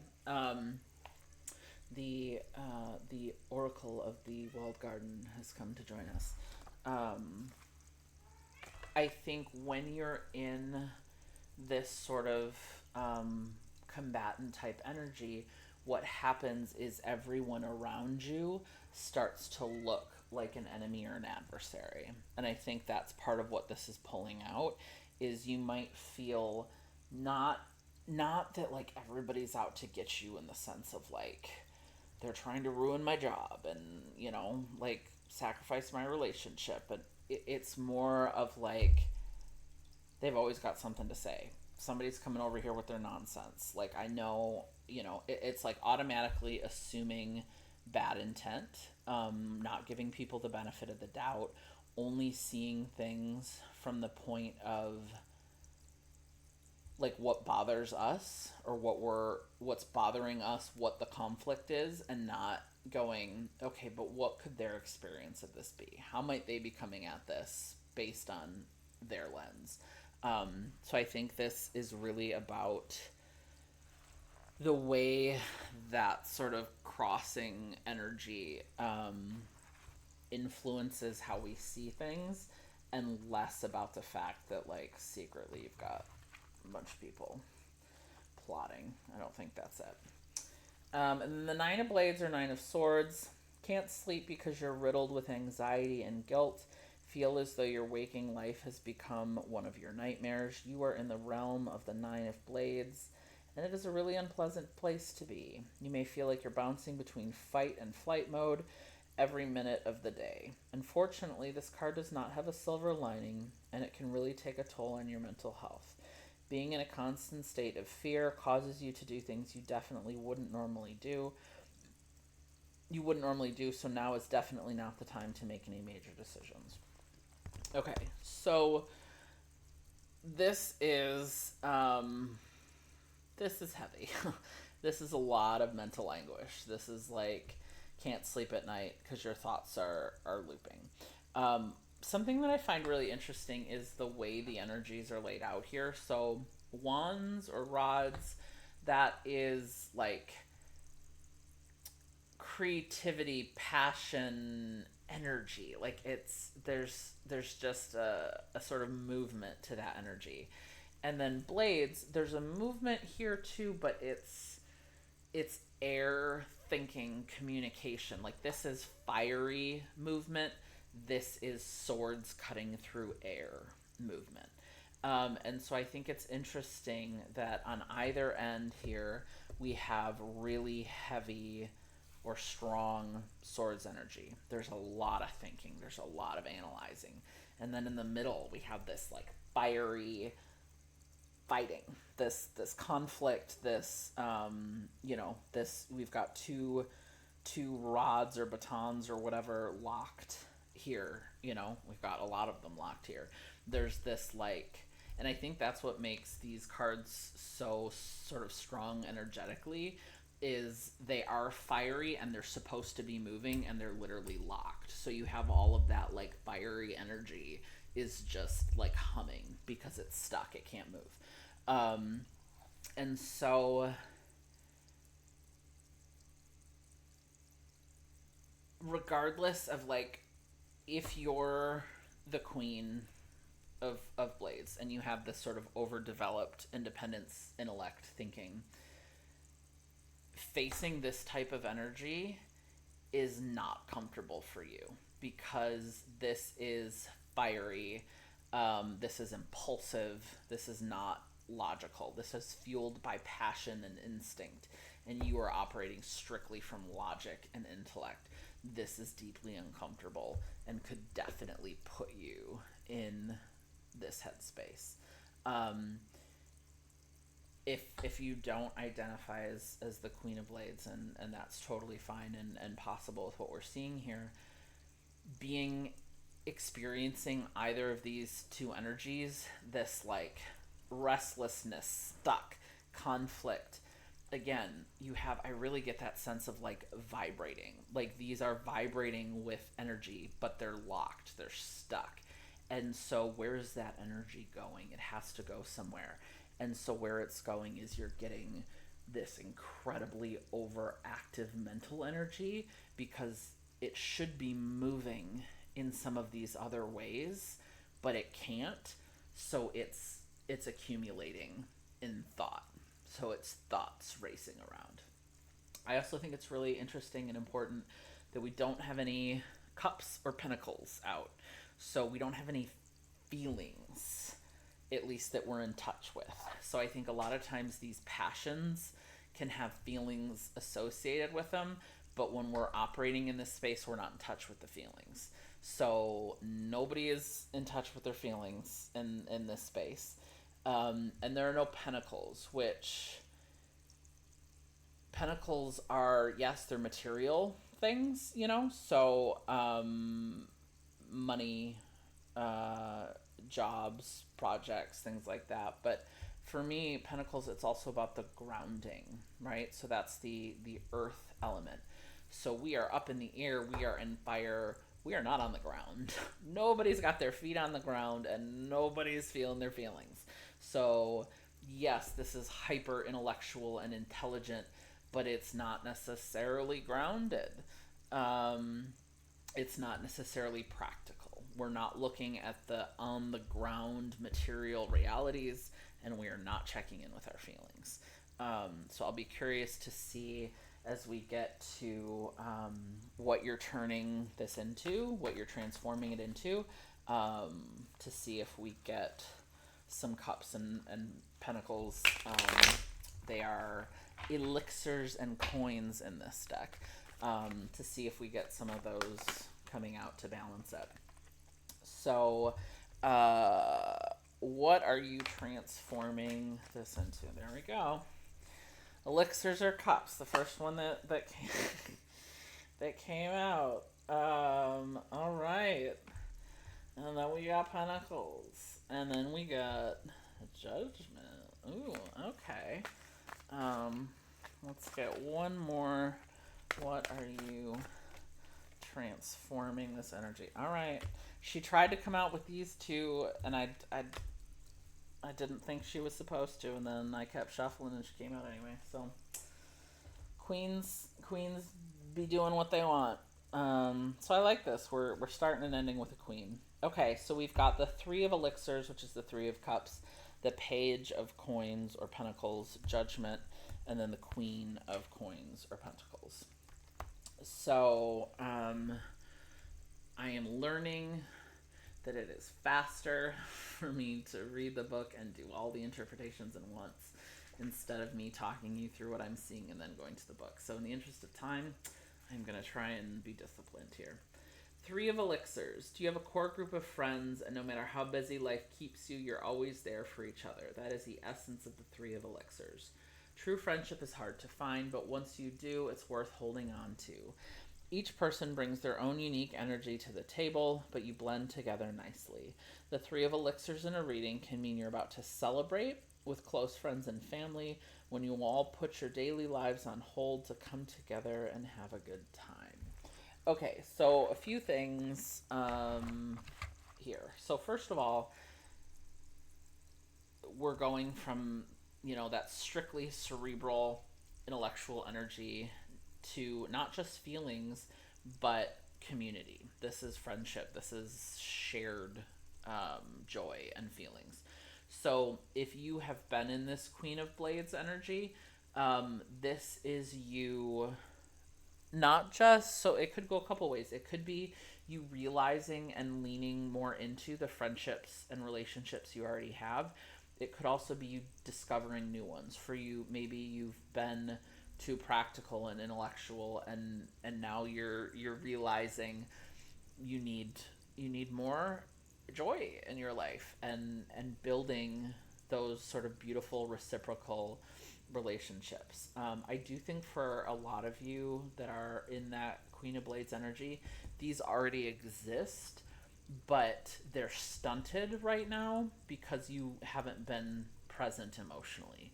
And when you lean into that, when you do this transformation, so again, we've got the river, back to the original reading, which is movement, emotion, flowing. Once that gets going, that's going to help you lean into this energy and realize, essentially what was there all along, but be able to participate and enjoy it in a way that you haven't before. I also think if you're somebody who's been in that Queen of Blades energy, this is encouraging you to go out and have fun, to go out with friends.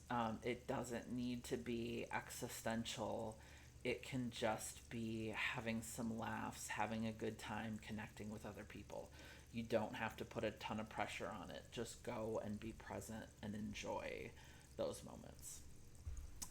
Okay, next up we have got Page of Coins or Pentacles. Okay. As a person, studious and diligent, always has her nose in a book, loves to learn, and although she's introverted, she's always willing to share what she has learned, but only when asked. Because she can be shy, she often misses out on some of the more lighthearted aspects of life. The Page of Coins encourages you to buckle down and study. Perhaps you're thinking of going back to school or taking up a new hobby. Money is on your mind, and coming up with creative ways to bring in extra cash would benefit you right now. So I don't think that's a threat. You better find some more money. I think it's more of an invitation. But if this stalemate, this stagnancy, if this is a professional or academic thing, I think this is showing you starting something fresh, showing up as a student. It could be literally going back to school. It could be a new job. It could be taking on a new role or learning a new skill set that relates to your job. That's just something you haven't done before. I think, that can go a couple of ways. I also think, so if this is a different kind of relationship or situation that's stuck, this could be an invitation to learn something. So it could be some element of psychology or healing or communication or attachment styles, zodiac. It just, any number of things that might give you new perspective on how to deal with this stalemate. So instead of just fighting, or continuing to be in that lock, it's saying, okay, how can I learn? What new information can I bring? How can I approach this with the curiosity of a student? To see what comes out of it. Regardless, even if we don't look at it sort of in relationship to the Two of Wands, you are having this open mind and willingness to learn new things. And I think, the energy up here, there's a lot of stuckness. The Queen of Blades doesn't need to learn things. She knows everything, or she thinks she does. This is an openness to learning new things. So in reality, the Queen knows a lot, and she knows what she knows. She probably doesn't know what she doesn't know. And so this sort of openness to see things that you don't know and learn about them, that's a really beautiful transition from that energy. I could also see that playing in really well with this Nine of Swords. So when we're in that really heavy mental swords energy, especially like late at night, looping thoughts, dread, worry, replaying stuff, it feels intangible. Like it feels like it's this thing that exists and there's not much we can do about it. But this Page of Coins could be coming at this energy with what are some ways I could deal with this? What are, so there could be healing modalities. It could be learning about, if you have mental health conditions or neurodivergence or other things that are affecting how you think. It could be approaching learning about those things to see, okay, what are some tools? What are some things I can learn to approach this instead of just accepting that this is the way things are. So instead of staying up in this thinking element and going, how can I outthink this? You're bringing it to the ground and you're saying, okay, I'm just a little baby. I'm only starting out, but how can I learn and grow and find a way to deal with that? Which, every master was a student at one point. You can't become a master without first being a student. So even though it's not fun necessarily it can be really fun, but especially if you've been in a more thinking things energy, it can be hard to start at the bottom. But you can only go up. You can only make things better. Okay, Judgment. The past is calling and it won't stop until you acknowledge it. The Judgment card is all about acceptance and forgiveness. When you understand that some things can't be changed, you can finally move on to bigger and better things. This card wants you to stop wearing masks and to be your authentic and imperfect self.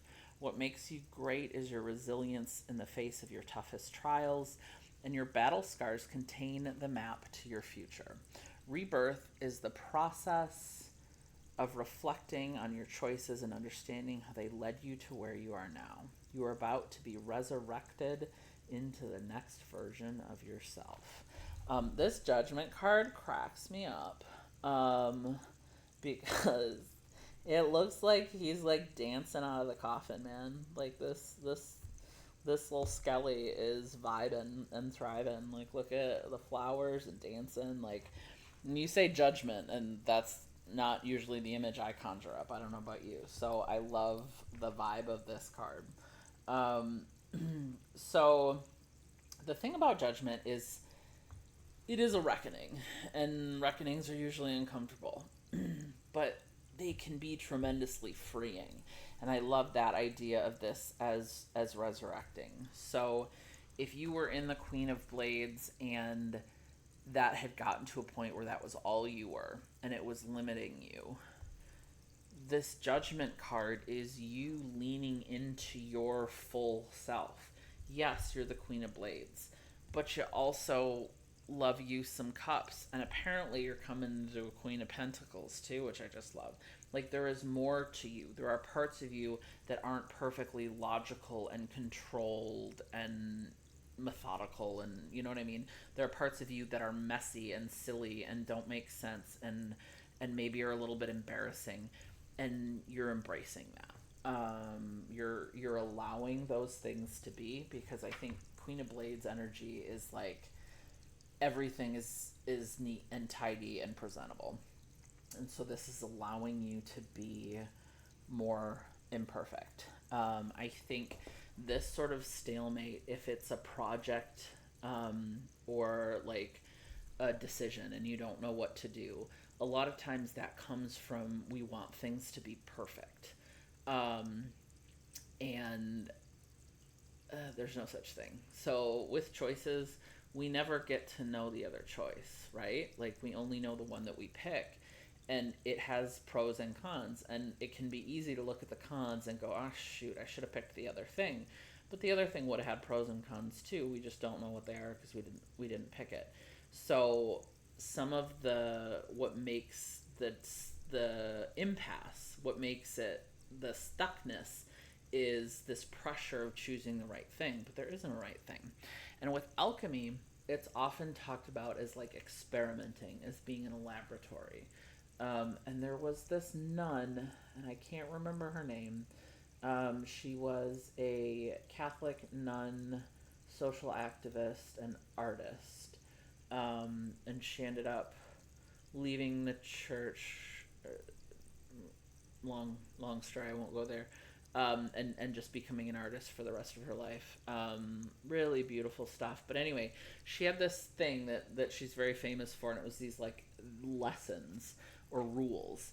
And they were rules for her art classroom, but they also applied to life. And one of them was treat everything as an experiment. And so if we approach everything as an experiment, like it might go wrong, it might go poorly, we don't know. We'll find out. Whatever it is, it'll be information. And when there's an experiment, you have a hypothesis, what you think might happen. But with an experiment, you don't have a guarantee one way or the other. And so I think the judgment energy is taking that right choice, wrong choice, false binary off the table and saying, all right, this is an experiment. Let's pick one and see what happens. Then suddenly we don't have those two options vibrating with, oh, it's this one, no, it's this one. I don't know, it's one. Let's pick one. Doesn't matter which one. Like, let's pick one. So that suddenly takes some of that pressure off. And again, if judgment is creating this space to allow for things to be messy, for them to be imperfect, in terms of this conflict, where it's more likely conflict with other people, you're creating space for other people to mess up and not write them off. You're also creating space. You might be wrong, or you might not be fully right. It's again, we're taking what is this fixed, deadlocked, fiery energy, and we're just loosening it up and going, all right, like what if this is an experiment? Like what if this could go different ways? What if we make room for something to be imperfect? I also think it's possible with some of these conflicts, the way it plays out, there may be a concrete outcome of some kind that comes from those conflicts, and the judgment is facing whatever that outcome is, good or bad, and moving forward, not dwelling in it, not like moving forward, dancing your way out of the proverbial coffin. All right, Queen of Coins, Queen of Pentacles. She is one of my favorites. Okay. As a person, whether her passion lies in business, the home, friendship, study, or all of these things, the Queen of Coins pulls it off without breaking a sweat. Her overbearing nature means she has the tendency to share her opinion even when it isn't needed or wanted. As a situation, this card grants you the ability to make things in your life more beautiful and more serene. Don't confuse material items with love. Having a pretty and comforting space is good for productivity, but going overboard with spending will cause unnecessary stress. So I do like that this guidebook gives you sort of like the full spectrum, but for me, that like overbearing, giving her opinion when it isn't wanted, that's like distorted Queen of Pentacles. The same way like Queen of Blades is sharp, intelligent, decisive, but out of balance. She's overly independent, cold, cutting, maybe a little bit cruel. So since we are alchemizing into the Queen of Coins or Queen of Pentacles, I'm not taking that sort of overbearing bit. That's not this queen. So this is feminine energy. So I love that this is coming out of that sort of nurturing womb space. The Queen of Coins, and again, this has nothing to do with your gender. It's this energy of my home is my domain. So think of when you go to somebody's house and it's not about being like perfect. It's not everything is clean and matchy and whatever.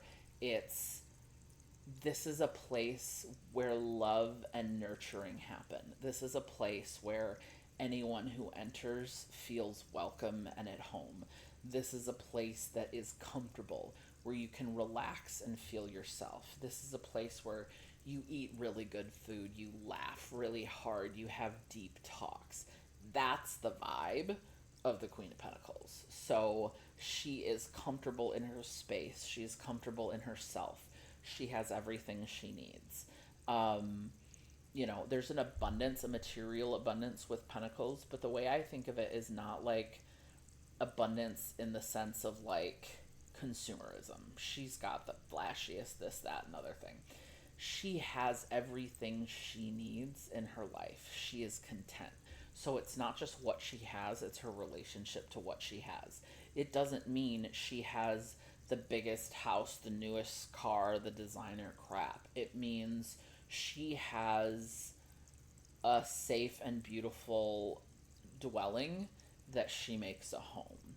It means she has the transportation she needs. She has the job she needs for her bills. She has clothing that suits her and that helps her express herself and live her life. You know what I mean? So it's the balance of what she has and her relationship to it. But whereas that Queen of Blades energy distorted is really cut off and closed off, the Queen of Coins is completely open. She's nobody's fool, but she is open because she can trust herself that if somebody's coming in with some nonsense, she's going to see it. So she doesn't have to be, cold. She doesn't have to be petty, because she knows how to read a situation and she knows how to handle a situation. So I love the Queen of Pentacles isn't up at night overthinking things. She trusts her knowledge. She trusts her experience. She trusts her ability to handle things. She trusts that the universe is going to provide. And she's grounded. And when it's time to sleep, she's going to sleep. So I think some of this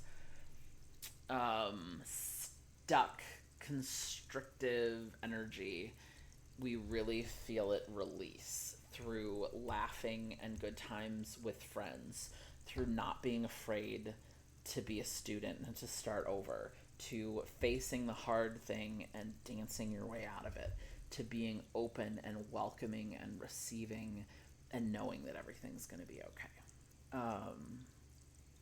Damn. I love this for you. And we haven't even gotten to like the juice, what's supposed to be the juicy part yet. So that's the magic you're making. How are you doing it? Let's find out. Let's get the scoop on your recipe. Okay. Cosmic egg. That makes sense. Indigo milk cap. Hyoscyamus, Niger. Nest of wasps. Oh, I got strong feelings about that. And the entrance stone. Okay, let's dive into all of this juicy business. Okay, so cosmic egg. This is the Kim Cran's Wild Unknown Animal Spirit.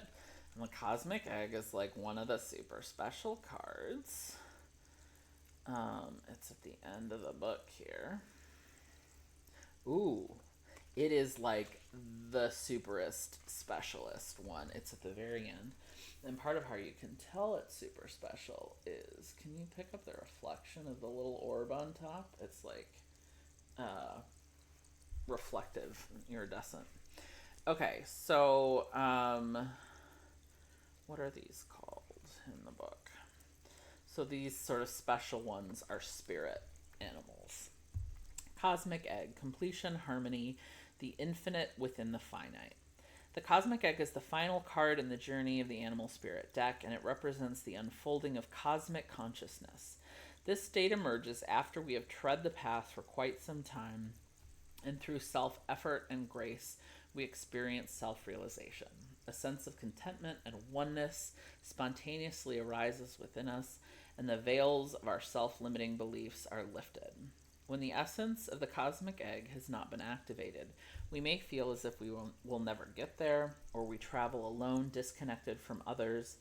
Even if our encounter with this card is brief, appearing as a momentary glimmer or flash of interconnectedness, its potent energy stays with us. The cosmic egg is a remedy for the fragmentation of modern life. It's through the power of this card that we are reminded of the cosmic contract written at the beginning. We hold on to life, and life holds on to us. The journey is complete, but it does not end. Associated with the seventh chakra, resides at the crown chakra at the top of the head, called Sahasrara.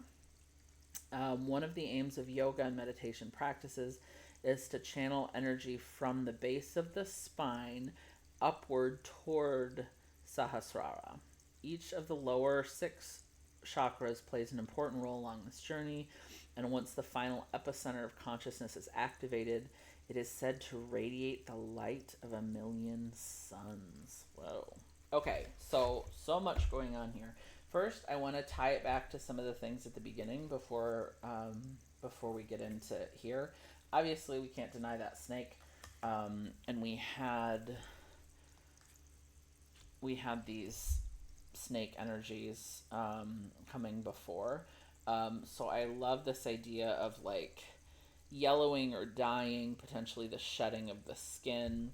Here, the snake is just sort of coiled in the darkness, and now here it's holding and protecting this cosmic egg. So definitely bringing that serpentine energy back. I also think so.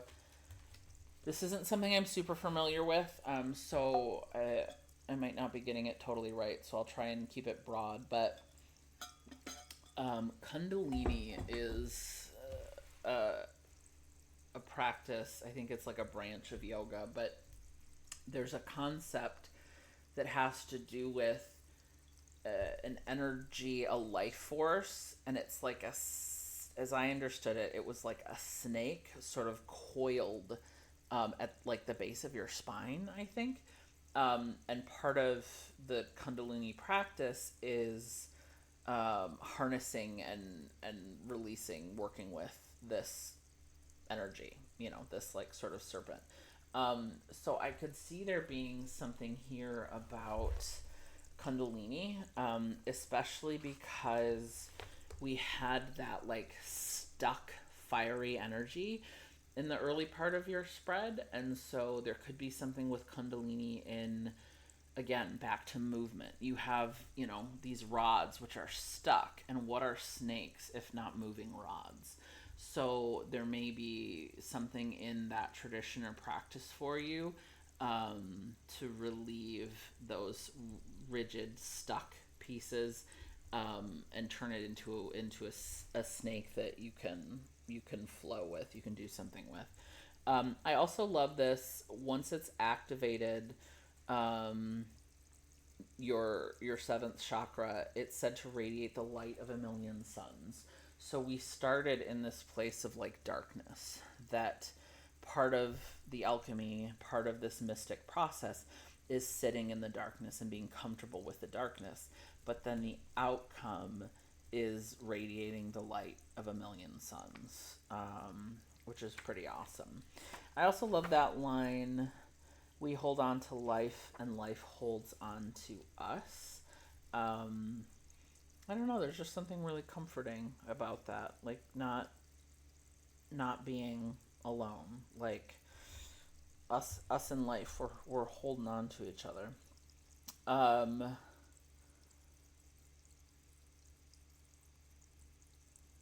I think so. When I think about like the Queen of Swords energy at the beginning, Queen of Swords, you're not. I don't think you're born a Queen of Swords.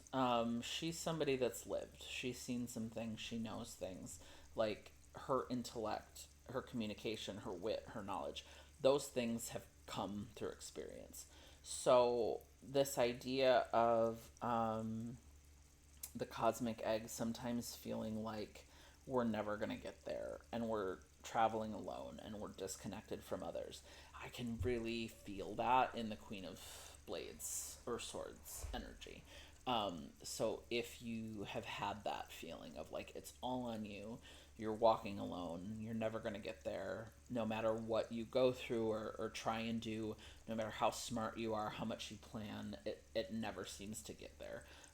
This is the sort of light at the end of the tunnel, that you are gonna get there. And again, this is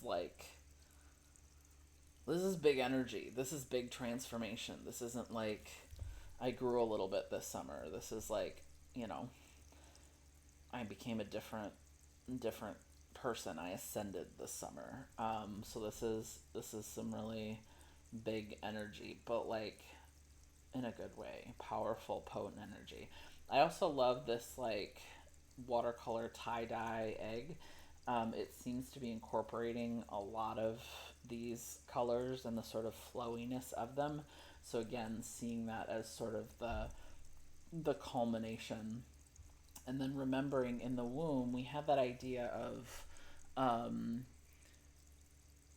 swallowing poison and turning it into nectar, and so we have this darkness surrounding this little golden egg, and so here we have this darkness with this egg in the middle, so it's almost like this is what is growing in the safe space of that womb. Okay, let's get your mushroom lowdown here. So 33, be a 6 in numerology, indigo milk cap, true colors, Lactarius indigo. It is edible, if you were wondering. This amazing blue mushroom is edible and said to taste very much like a portobello. However, it will stain everything green. It is blue throughout the entire inside of the mushroom and bleeds a blue milky substance when cut that slowly turns green upon exposure to air. It is quite well spread around the world and likes the soil in oak and pine woodlands. Didn't.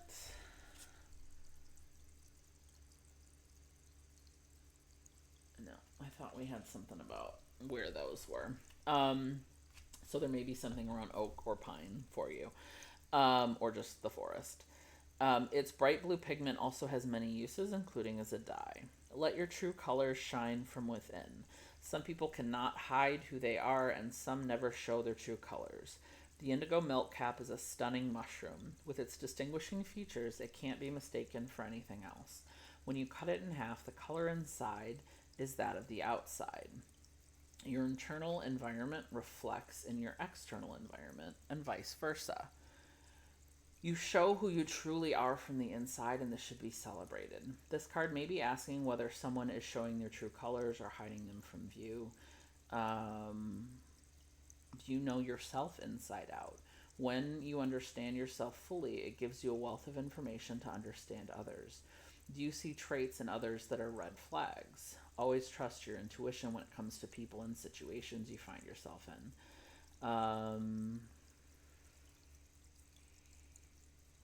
Okay, so I really don't think this is about other people's true colors for you. I get very strongly that this is you leaning into your own true colors. This is you giving yourself the space to be your full self, to be messy, to be silly, to be all of the things that you are. And there's something really about the color here I'm getting really strongly. So if you might be interested in doing something with color, painting, coloring, like literally something with color, it might be bringing more colors into your wardrobe.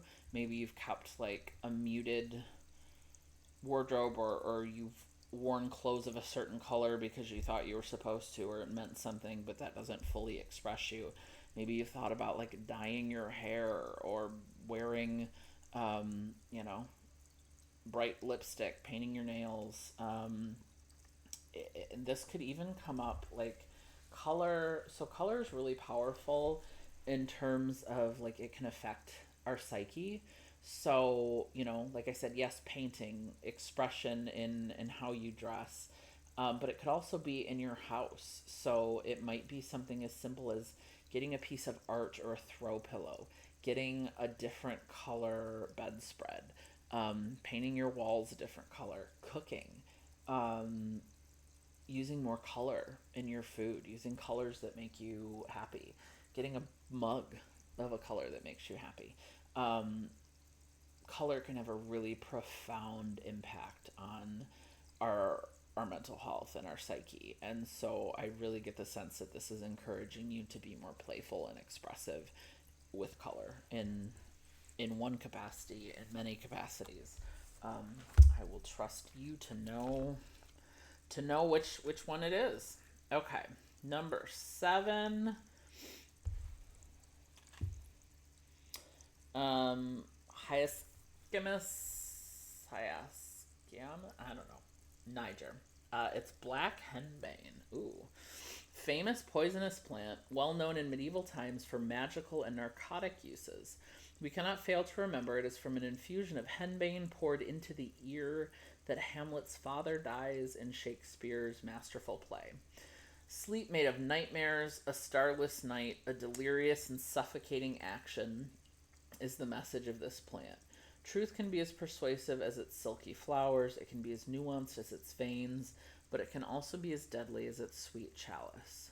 Henbane was also used in the past in love potions. Do not be subdued by its call, it always hides a secret. This card tells us about confessions and how to deal with them. It tells us that darkness can take over even honest hearts. We may feel anesthetized by some feelings, as if caught in a whirlpool of tumultuous waves whose origin we do not know, but prefer to face in a boat without oars, pulled by mystery. Larks who speak of the day are not to be listened to. Their words are deceptive, they are fraudulent, they want to sink their roots into our security. The future must be recognized without anxiety. Only by looking the dangerous road in the face and recognizing its treacherous value can we control it and have the upper hand. There are pitfalls in our path, but not so deeply rooted that they can't be eradicated with a pure and serene heart. To combat the secrets and fears being experienced at this time, we must remember that we are the makers of our own destiny. There is no word, no speech, no chatter that can distract us from our goal of looking to the shining sun. Let us remember the good times beyond the sad ones, the sweet words beyond the vain ones. Okay, so even though I didn't get the vibe from this card, both of these cards talk about people or their words not being what they seem. So for most of you, that's not the message. For a couple of you, it may be, and you already had a sense of that. My guess is if this applies to you, it's already come up in that earlier energy, and this is just about dealing with it. This is about understanding. So going back to the Five of Rods and that conflict and how people can be combative, can not engage in good faith, and it's not necessarily malicious. So I think there's something here about realizing that people are complex. Sometimes they say and do bad things. That's not necessarily the whole of their character. So this is really about sort of parsing that out, but not getting caught up in it. So the takeaway for this really that I'm getting is this idea of combating secrets and fears being experienced. We must remember we are the makers of our own destiny. So whatever you're going through in those energies, especially this is especially for those of you dealing with the Nine of Blades, that Nine of Swords. This is the poison of those thoughts. This is like when things are dark and those thoughts are going, you can believe almost anything, right? It's like poison being poured in your ear in the night. But the alchemy of this is remembering that you're the shaper of your own destiny, those thoughts are just thoughts. They're not truths, they're not material realities. They are swords, blades, that's an air sign. They are air. The material reality is what you need to come back and focus on.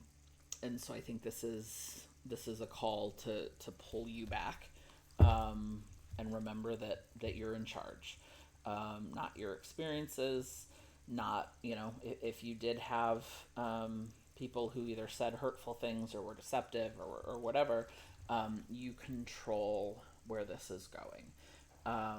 Remember the good times beyond the sad ones, sweet words beyond the vain ones, and your goal of looking to the shining sun. So back to this radiating the light of a million suns. Stay focused on that, even when the night is really dark.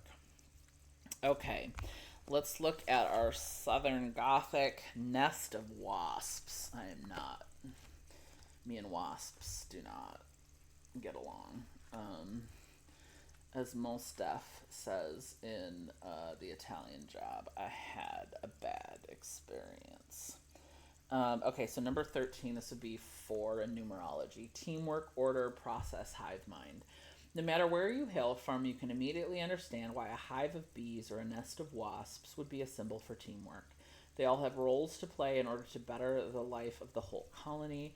In order for their tasks to be fruitful, they must trust one another implicitly.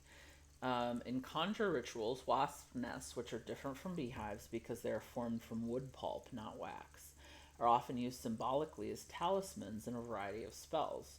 For example, a chunk of mud dauber nest might be included in a mojo bag along with other energetic objects. It might carry the intention to improve business or drive away enemies. This card offers a very dynamic energy, one that vibrates with life and shared purpose. By surrounding yourself with loved ones, whether for you that is family or friends or both, you can tap into the shared energetic spirit that connects you all to one another and reach a higher vibration. So I think there are a few things here for you.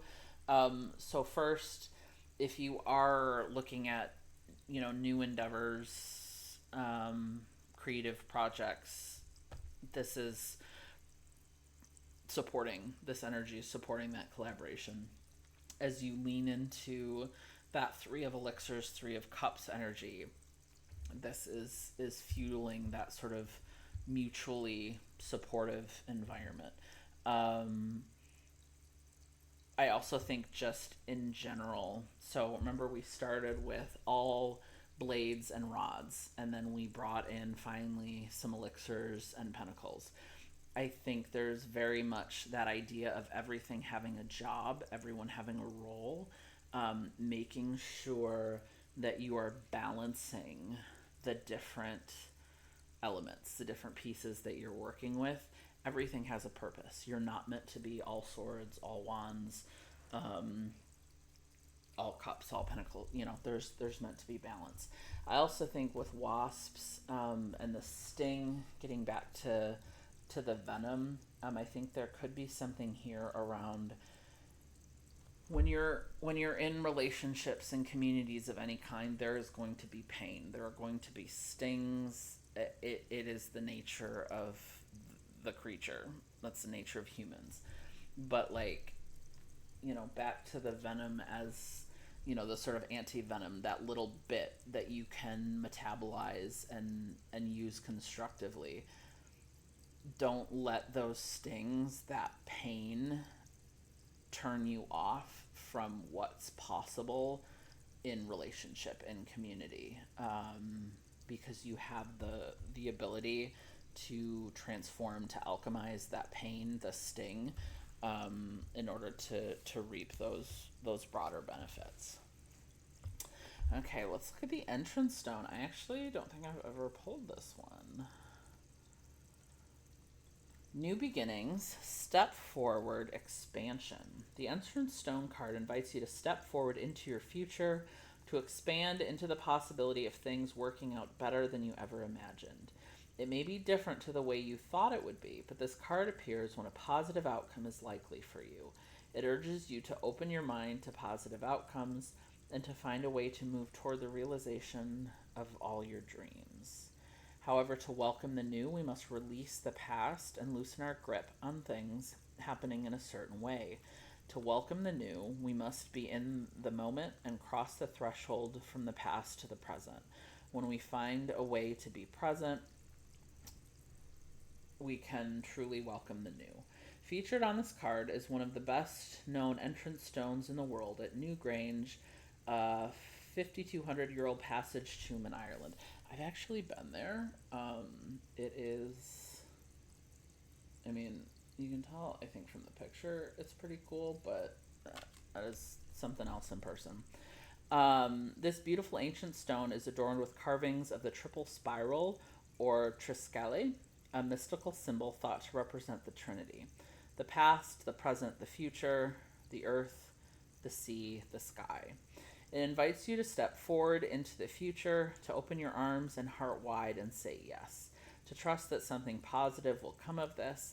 Maybe there's something you want deep down and have been wishing and praying for. This card is a good indication that your hopes and dreams will come true, but first you need to trust and step forth. So again, like, back to the cosmic egg, like, this is, and judgment. So that idea of, like, resurrection or being reborn in love, being reborn into something new. This doesn't feel so much like shifting something a little bit or modifying it. It feels like turning it into a brand new start. Like, to me, this feels more like the energy of, like, after a wildfire, where it seems like everything is eradicated and then stuff just starts growing, you know, from the richness created by that. Like, this is a new life, a new energy, a new version of yourself. Like, yes, the pieces were already there, but this is a life and an energy and an existence that's so far removed from the other one that it feels totally new, like almost incomprehensible, like from that original energy to this one. So, you know, which I think, going back to the womb, you know, the womb as a space for growing and creating new life, an egg as, you know, the same, a space where something is nurtured and then new life emerges. This is a new life. I'm also, right now, the blues are standing out for me: your orb, the river, and the indigo milk cap. So there could be something significant about blue, but I definitely, if nothing else, like the water piece of that. And because water was so conspicuously absent from the first part of your spread, I think there's definitely a strong water message for you, but also the color blue, you know, so color came through really strongly. You may want to, if you don't have a strong pull to any particular colors, you might want to play around with blues to start with, and see if that sparks anything for you. All right, pile 3. This was beautiful. What a journey you are either on or about to go on. If it seems heavy, if it seems scary, I just keep coming back to this guy. I'm sorry. I feel like, I know it's a skeleton, but you cannot be scared or mad about that energy. Like, he's living his best skelly life. So, hold on to that vibe. Hold on to that Queen of Pentacles, that time laughing with friends. The good stuff is coming. It's available. It is ready for you. You just have to go through some of these uncomfortable transitions and work with some of these different elements to get there. So wish you the best of luck. Thanks for being here. We'll see you again soon. Bye.